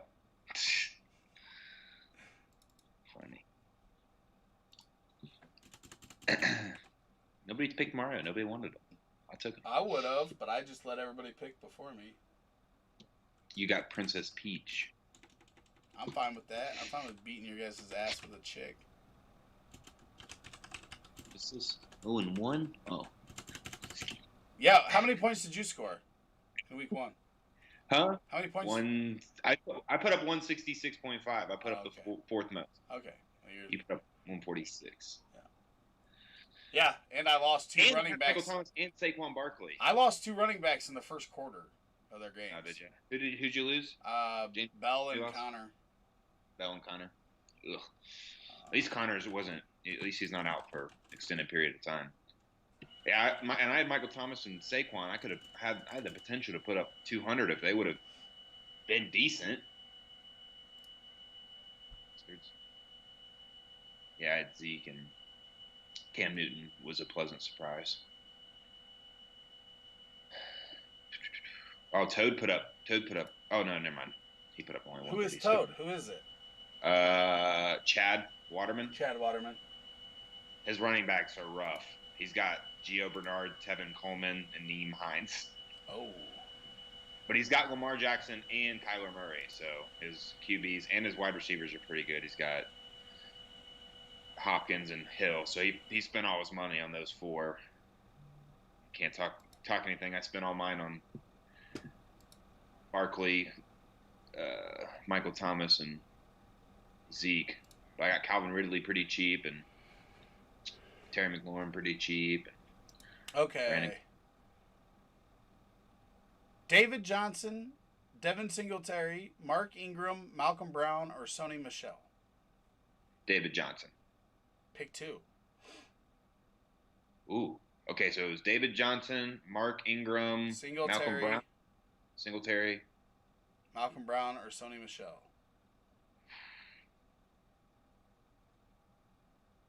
I go Mark Ingram. I'm going Malcolm Brown and David Johnson. I know that backfield in for the Ravens is crowded, but I just think Mark Ingram's touches. Hope this week, I'm thinking he's going to see maybe a few more, and they're going to be very valuable touches. So I'm expecting him to be very efficient and hopefully find the end zone once this week. So, yeah, I'm not hoping. I'm going with the guy that I know is getting touches in Malcolm Brown. Fair. Jameson, Crowder, out.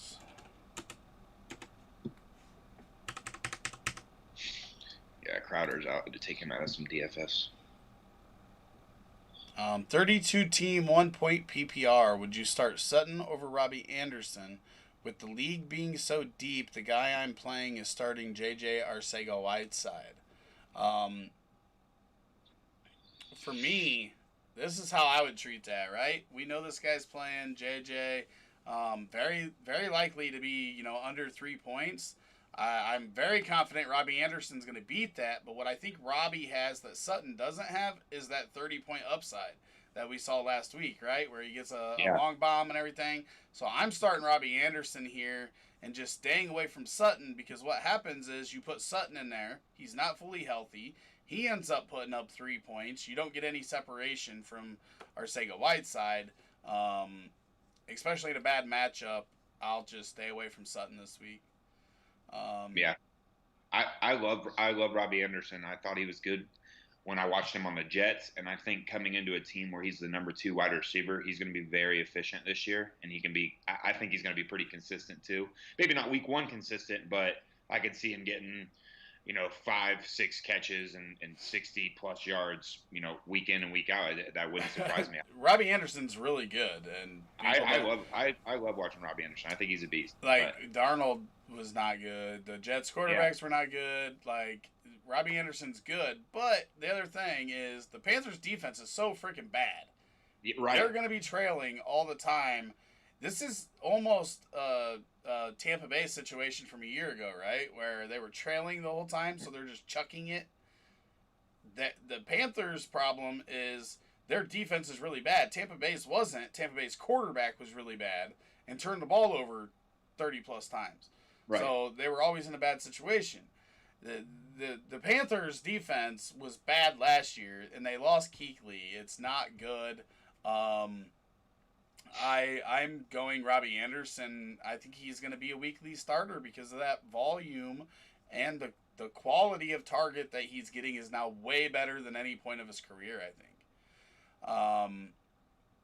Would it be smart to trade Hopkins for Derrick Henry? I already have Sanders, Eckler, and Drake, but could probably trade Drake away for a nice wide receiver replacement. No, it would not be smart. I think you're fine at running back. Sanders and Eckler are going to be fine. Drake's going to be fine. I keep Hopkins and just Agreed. Play those 3 running backs. I think you're in a good spot there myself. Would y'all trade Dak, Devontae Adams for Mahomes, Tyreek Hill? No, I wouldn't. You're the difference between now, if you're talking dynasty, this might be a little bit different. I'm assuming redraft here, but the difference between Dak and Mahomes is going to be minimal in comparison to the difference that Devontae Adams, who's going to get 12 targets a week probably, to Tyreek Hill, the consistency plus the upside, we saw it in week 1. I'm sticking with Dak and Devontae in that situation for sure. Galladay is inactive. Yep. Melvin Gordon. Oh, did you agree with me, by the way? Yes, I love Devontae Adams, so I'm going. Devontae Adams is probably the wide receiver 1, especially with MT missing time here. Yeah. Devontae Adams, barring injury, is probably the number 1 wide receiver in fantasy this year. Melvin Gordon, Gallup, or David Montgomery in the flex. This one's stupid easy for me. Is it Gallup for you? It's Dallas, baby. You're going with that Dallas game. That Dallas Atlanta. Unless you're talking about flexing a tight end, in Hurst or Schultz, the answer for me is almost always going to be Gallup, Lamb, Ridley. Any of those guys that are questionable. Gurley even on the other end. I just want every bit of that game I can get. JB says not a chance. I don't know what that was to. Parker is active. Devontae Parker is active. That makes me want to throw Gesicki in like every DFS lineup I've got, because I think people are going to be off of him and he's gonna eat. Thanks for the help, guys. Love the content too. Hey, that's what we're doing. We talked about a little bit ago. Please hit that subscribe and notification bell here on YouTube. Our whole goal is to bring you guys as much fantasy football content as possible. We're dropping videos. Waiver wire video will be up tonight. Hopefully by midnight, 12:30 Eastern time. We try to get stuff out to you early so you can be the first guy, so you can be the most informed. And then we like to drop, we go deeper than a lot of people do, right? We go, when we have players that we think are interesting, the whole team talks about them, shares their thoughts, and then we put it into a video on that one player. Instead of saying, hey, here's your waivers, we like these guys. We try to dig in deeper than that, and then later on in the week drop some content on those guys so that you can be better prepared and these guys better than your opponents in your league. So, that's always our goal, is to give you guys the best advice possible. Tyron Smith can be out, but if Atlanta was any sort of threat, we might be concerned about that. But I'm not worried about Atlanta's defense at all. Titans or Bills defense? Bills for me. Bills. The one thing we know about Ryan Fitzpatrick is that we don't know what Ryan Fitzpatrick's going to do on a week in and week out basis. He could go out there today and put up a 30-point fantasy day, 300 plus, passing yards and 2 to 3 TDs, and it wouldn't surprise me. It also wouldn't surprise me if he went out there today and threw for 170 with 3 interceptions and a fumble lost and scores, 9 fantasy points. So, yeah, I'm not afraid to play the Bills defense for sure. Full PPR, pick 1, John Brown or Robbie Anderson. I love both players, but as we said, Panthers are going to be throwing the ball every game. Today is no difference. I think they're a 7-point dog or a 9-point dog to Tampa Bay. I think it's 6.5 or 7. 6.5 or 7. I don't know what Vegas got. Panthers are going to be throwing the ball. I like Robbie Anderson. What do you think there? I agree. I'm Robbie Anderson super. Oh no, you were correct. It's 8.5. I mean, it moved around throughout the week. I think it did start at 7, but KJ Hamler is going to make his NFL debut today in the Broncos offense. I'm interested to see if they utilize him similar to the Raiders' utilization of Ruggs before he got injured in Week 1. Because KJ Hamler is another one of those guys that just has tremendous speed, but he also has pan for hands. But yeah, I think Irvin Mendoza. I think Robbie Anderson's the play. I think he is the play here in Week 2. Agreed.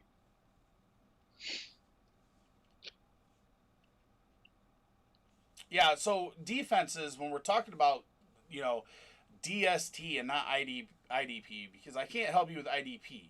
But from a DFS perspective, and this is how I would treat season long and streaming, what I'm looking for in a defense to help kind of curb that that baked-in variance you get with DST, I'm looking for quarterbacks that are turnover-prone, that are going to drop back a lot. So favored teams and preferably favored home teams are good ones to stream. Sacks and interceptions are where you get the most of your defensive fantasy points from, right? You don't get them from shutting a team out. For one, that rarely happens in the NFL that we're in now. Most teams are going to get to close to 20 points, so you need those sacks, you need those turnovers. So dropbacks are more important than anything, right? We don't want to play a defense against a team that's going to run the ball the entire game. That's why it's, it's not that guys like Garoppolo and Tannehill aren't going to turn the ball over. They're not turning it over because their opportunity to turn it over is much smaller. Right, they're not dropping back as many times as other guys in the league are. So there's just not as much opportunity versus those teams with defenses. So that's just my little tip on picking your defense special teams from week to week is look for those guys. Like last year, like if you could play a defense against Tampa Bay, you played a defense against Tampa Bay because they were going to drop back 1 billion times and turn the ball over 1 billion times.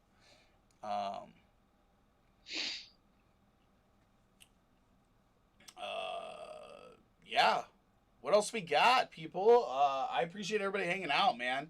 These last 2 Sundays have been fun. We've had a lot of action going on, a lot of questions. That's our goal, is to answer as many as possible. I think I got most of the outs in on the scroller.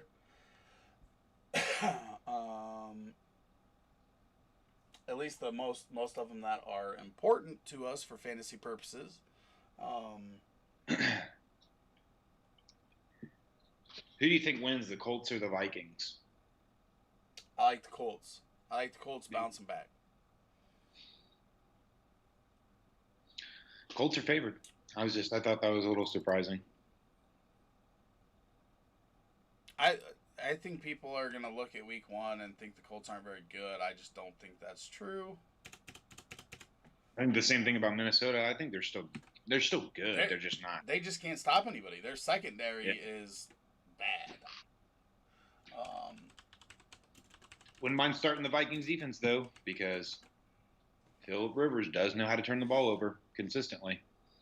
Yes, my concern is them trying to run the ball more there, but I agree. Right. I will play. I'll play either of those defenses, right? Because if the Colts get out to a lead, Cousins can turn it over too. True. The problem is if Minnesota has the lead, they will not throw the ball. Like we saw, they were down last week, and at one point I posted in the team chat, Jesus, Cousins, 2 for 4. Rodgers already had 24 attempts at that point. He had 20 more passing attempts than Cousins had. Jonathan Taylor going to be a beast is what a Vikings fan says. Another Vikings fan says the Colts are going to crush the Vikings. These guys are just too soft on their team. Like you should get a new team if you go into every game. Rob literally, it's like he hates the Vikings. He's always talking about how bad they are. I don't think they're going to get crushed. I think they're going to win. It's going to be close. I think they're going to win this week. I got them +3. Pick two. No PPR. Sutton, Marquise Brown, Lockett. Marquise Brown and Lockett. Marquise Brown and Lockett. Not throwing Sutton in until I know he's healthy, and it's against a bad matchup too. Bad matchup. Yep. That Steelers D might be the best in the NFL, all said and done, by the end of the year, if that offense can keep them off the field a little bit.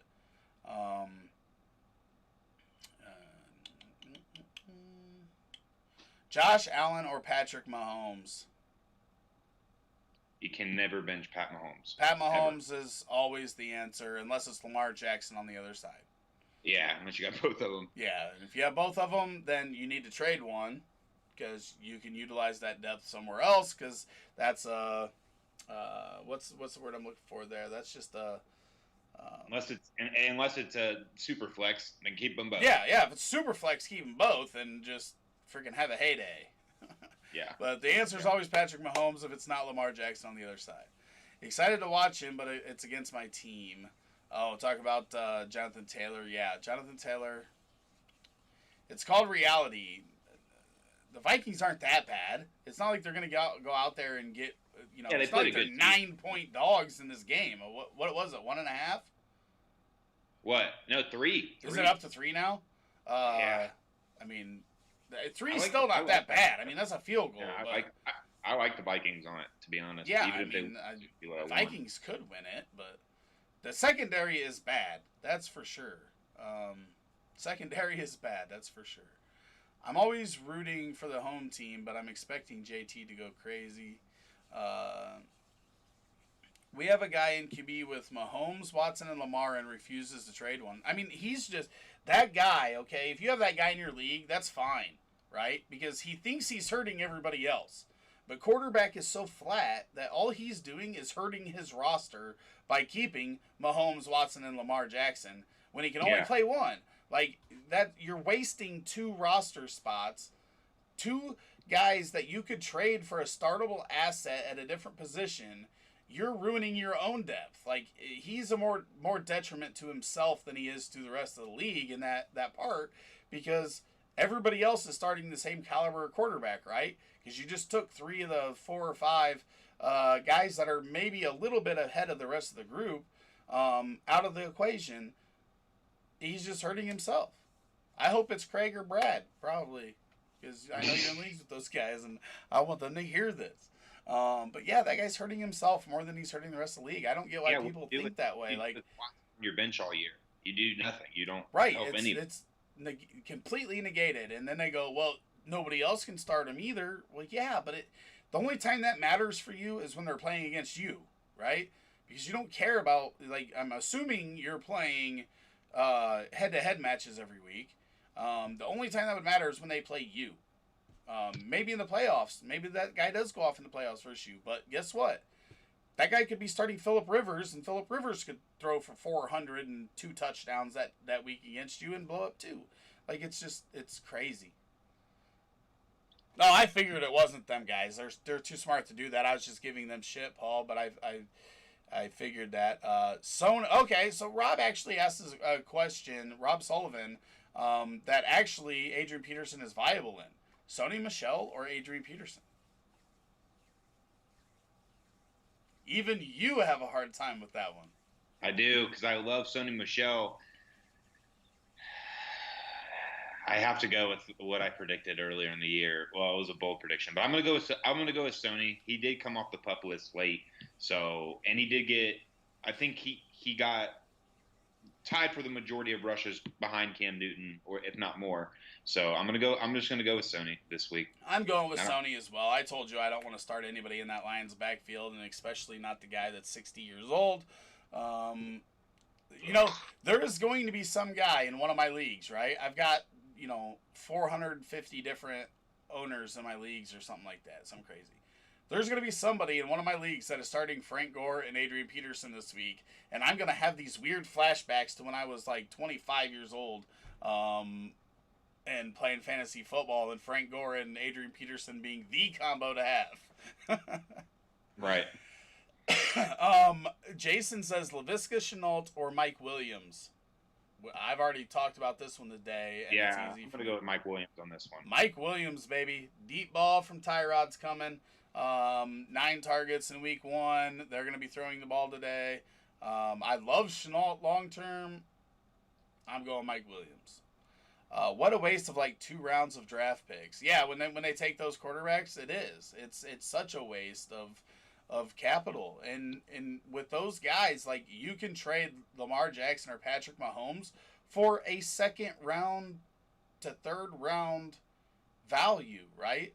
And get yourself a stud running back or a stud receiver and add depth to your team where it matters. Like it's crazy. I would trade all 3 myself. I would trade all 3 of those guys and stream the Roethlisbergers and Phillip Rivers, or get them thrown into a trade and start those guys. Like I just don't care in 1 QB. It's my last spot in the Guillotine League, and I can't decide between Sony and AP. Going with the expert, Sony it is. Man, I'm going to feel bad if he ends up having the lowest score in the Guillotine League this week, and it was because Sony scored 1 less point than AP, and he lost by half a point. That would be the most brutal outcome, but we'll laugh about it next week. Sucks for you, man. Sucks for you. Flex, Ayuk or Herndon? What did Ayuk do last week? I think he put up a goose egg. Herndon got some targets, didn't he? I hate flexing tight ends. Like I think he got through. I don't like playing 1 tight end, let alone 2. So it's hard. But Herndon right now, Crowder out. It's him and Perriman in the pass game. Bell's out. I'm going Herndon here. How about AP versus Fournette? I mean, you have to. Fournette's clearly the better talent, and he's barely better talent on his team. But, excuse me, it's AP. And I'll say this right now, and I need to tweet this out before the game. If one person posts how good Ronald Jones looks this week, I'm going to throw up. This Panthers team has given up multiple touchdowns to the running back in 8 straight games. That's how bad this defense is. And that Kuechly was on that team for 7 of them. And they don't have him now. This team's bad. Bryce would look good at running back versus this team right now. Okay? Don't post this bullshit about Ronald Jones looking good. He looked terrible last week. He looked terrible his whole career. This week is not the week to start touting how good Ronald Jones looked, because this team will make anybody look good at running back. Just saying that now, because I know people are going to do it. Yeah. Ronald Jones is not good. And Bruce Arians didn't make it clear that Leonard Fournette's role will increase this week. He said he's working hard at practice, and if it increases, it increases. If it doesn't, it doesn't. Which is super unsettling, but I think his role increases a little bit with him getting another week of practice, and hopefully I know he's going to be more efficient than Ronald Jones, even though he wasn't on his 5 carries last week, but if he gets to run against this Panthers team and he starts breaking off, chunk yardage, he's gonna see the ball more. And I'm hoping this week, even if Ronald Jones does decent, Leonard Fournette shows the ability of being more efficient. Yeah, That's but I don't start him here. Yeah, you can't start him now, right? And even in right. DFS, like I have shares of Ronald Jones just because of how bad the Panthers are, right? Right. But it's not crazy, right? 17 carries for Jones in week 1, 5 for Fournette. It's not crazy that Fournette narrows that gap, right? And gets 5 more carries, and Jones loses 5, and it's 12-10. Like, that's not crazy either. Definitely not starting him this week, but in week 3, Fournette might be the guy that we're looking at in Tampa Bay's backfield for sure. Ayuk was inactive, so we're not starting him. So it's Herndon for sure. Ayuk was inactive last week. I thought he was active last week. I can't remember. I wasn't starting him anywhere anyway. That team just might not throw the ball at all. But yeah, Herndon is the start there. Devontae Parker, Anthony Miller. And Parker is in. We got Parker confirmation on that. is active, but I don't like the matchup, even if he is. So I'm going to go Anthony Miller. I hate the matchup. I know I usually don't look at matchups, but Tre'Davious White is the second best corner in the league, in my opinion, behind Gilmore. Not biased, but I hate that matchup, so I'm going to go Anthony Miller. Yeah, it's hard to go against Parker. We know he's going to get the volume, and volume's normally my answer. But with coming off of an injury where we didn't even know if he was going to start this morning, that also factors into it for me. He had Sutton in there too. But I'm not starting Sutton this week. I'm waiting a week for Sutton. I'm going Anthony Miller too. I don't love it here. I would rather start the other two, but I just think there's too many question marks around them. Chenault or Curtis Samuel? Curtis Samuel. Curtis Samuel. Saw a lot of targets last week. Expect that to continue with this trailing offense because I just ranted about their defense and how bad it was. They're going to be trailing a lot. Curtis Samuel's going to get a lot of targets, and I like the talent. Who do y'all trust more, Keenan Allen, Terry McLaurin, or John Brown? Full PPR. Thank you. I'm going Keenan Allen until proven otherwise. Yeah, it's between Keenan Allen and John Brown, but I'm going to go with Keenan Allen. If you're talking trust, right? Because he said trust. So I'm thinking floor. Right. I like Keenan Allen. If you want, upside, it's Terry McLaurin, right? We know Terry McLaurin can just bust off a couple big ones in a game and break that open for you. So yes. Now from a pure consistency basis, the guy that's going to get you, an 8-point floor. I think John Brown had at least 8 points, PPR points, in every game last year. He is probably the safest, but he's also probably not. He doesn't have the ceiling that Keenan Allen does, right? John Brown's probably not catching 11 balls for 120 yards in a game that Keenan Allen can do. But yeah, I think Keenan Allen is my one there.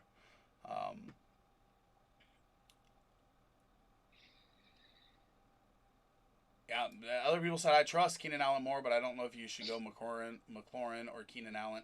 I think people sleep on John Brown, right? Because he doesn't have that super high ceiling that a lot of these guys have, but he is going to be targeted consistently. And him and Allen, I said this before last year. Him and Allen are like a match made in heaven, right? They're like he's the perfect receiver for him. And he was one of the most consistent, just doesn't have that super high upside. Don't give up on your guys after 1 week, everybody. Don't overreact to week 1. Fitzgerald or Curtis Samuel? Curtis Samuel. Yep. James Conner or Devin Singletary?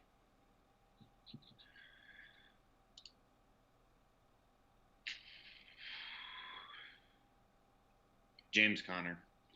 James Conner for me as well. It hurts to say it because it's scary, but Mo Alley Cox for DFS tight end pump play, right? I think there's a number of options. I feel like if you're going Mo Alley Cox, you can get up to Logan Thomas 600 more. If you can't, Mo Alley Cox is fine. But I also like Jordan Reed at 2,600 with Kittle out. So there are options there. But Mo Alley Cox is going to be the guy there with Doyle out. So I don't hate it at all for sure. MVS or Russell Gage? It's MVS for me. I'll take the number 2. Number 2A to Lazard, number 2B. I think either of them guys could come out to be the number 2. But Russell Gage is fighting with a lot of people, a lot. Irvin said you guys are awesome. Appreciate y'all. We appreciate you. We appreciate you guys coming, hanging out with us on Sunday mornings. We know there are options abound for you guys to be watching. We just want to give you we want to give you a spot where you can get in and ask questions and have them answered. A lot of places, there's no way they either don't pay attention to their chat, They're giving you their information, having a conversation back and forth, which anybody can do. But I and Bryce want to be able to answer the questions you have and best help you on Sunday morning when we get this injury news and whatnot. So we appreciate you guys hanging out with us. And we're glad to answer your questions and help any way we can. Obviously we want to say, if we had all the answers, I wouldn't be sitting here right now because I would be on an island somewhere from all my fantasy football winnings. So it's opinion. We put in a lot of time and studying and all that so that you guys don't have to. So they are educated guesses rather than just us throwing shit at the wall and hoping something sticks. But there's plenty of places to get fantasy football advice. I've always been, since I started Roto Heat, I've always said, get as much information as possible, right? I get as much information as possible. Take our opinions, take other opinions, take your, personal opinion, and formulate a final verdict on these guys that you like. And as you do more studying, as you start that process, everything gets a little more streamlined for you, right? And you're going to be able to make those decisions a little bit quicker. But there are a lot of hard questions that you guys ask us that are 50-50 toss-ups that are really tough, that could go either way. But one thing I will tell you is that everything I answer, I'm willing to put my money on in that situation. So Paul says, I hope we get to a point where we have problems answering these. I'll tell you what, man, you guys are keeping us busy. I wanted to take a break in there, but didn't happen. We went right through. And again, I'm going to drop the Discord link in the chat. So if you're in the chat, get over to Discord. You can continue chatting with us up until lock.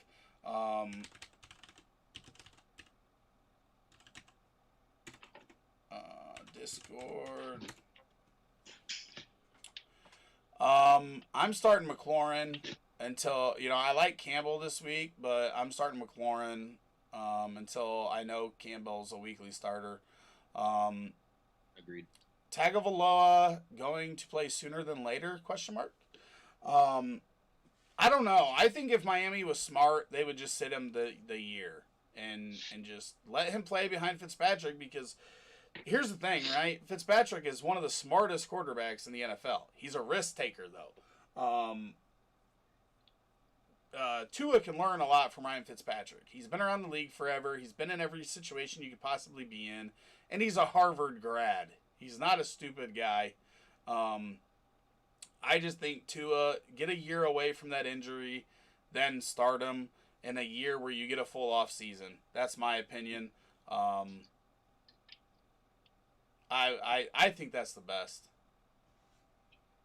One more spot in the $5 contest. One more spot. Get in there. I'll drop that link again. We got some guys moving over to chat in Discord. That's awesome. We love that over there. Lots of good lines today. Rams are underdogs to Philly. Dallas only -150 to Atlanta. Tampa Bay and Pittsburgh parlay. Yeah, I can't give any information on these because I'm not confident with any of it. I have to look because there's some great Indiana bets on the Colts where the Colts are favored by 1 billion. So I actually got to get that bet in here before 1 o'clock. Hopefully it's still open.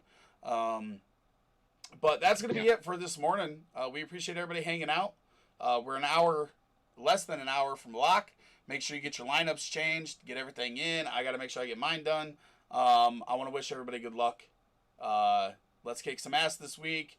And we will be back next Sunday for this show. Tuesday night, Dynasty Heat Seekers, 9:30 p.m. Eastern. Wednesday night, the Fantasy Inferno, redraft centric, 9:30 p.m. Eastern. I can't wait to see you guys on those shows. And like, watch, subscribe. All the videos that we drop here on YouTube.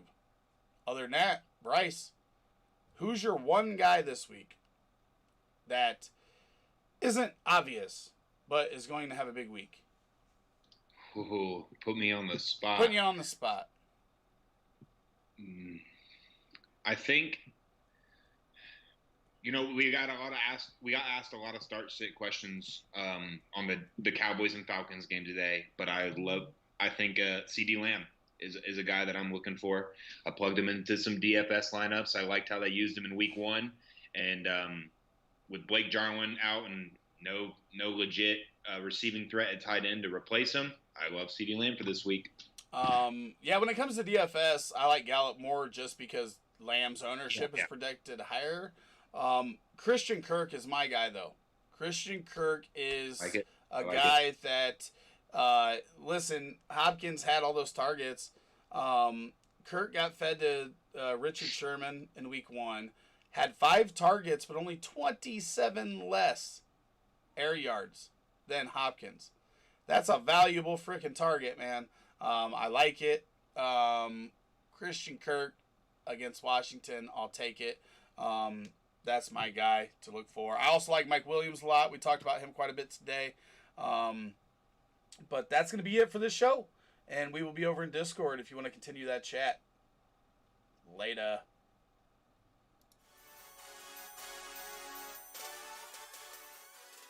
Don't forget, make sure you hit the subscribe button and notification bell so you don't miss any more fantasy football content from the RotoHeat.com team.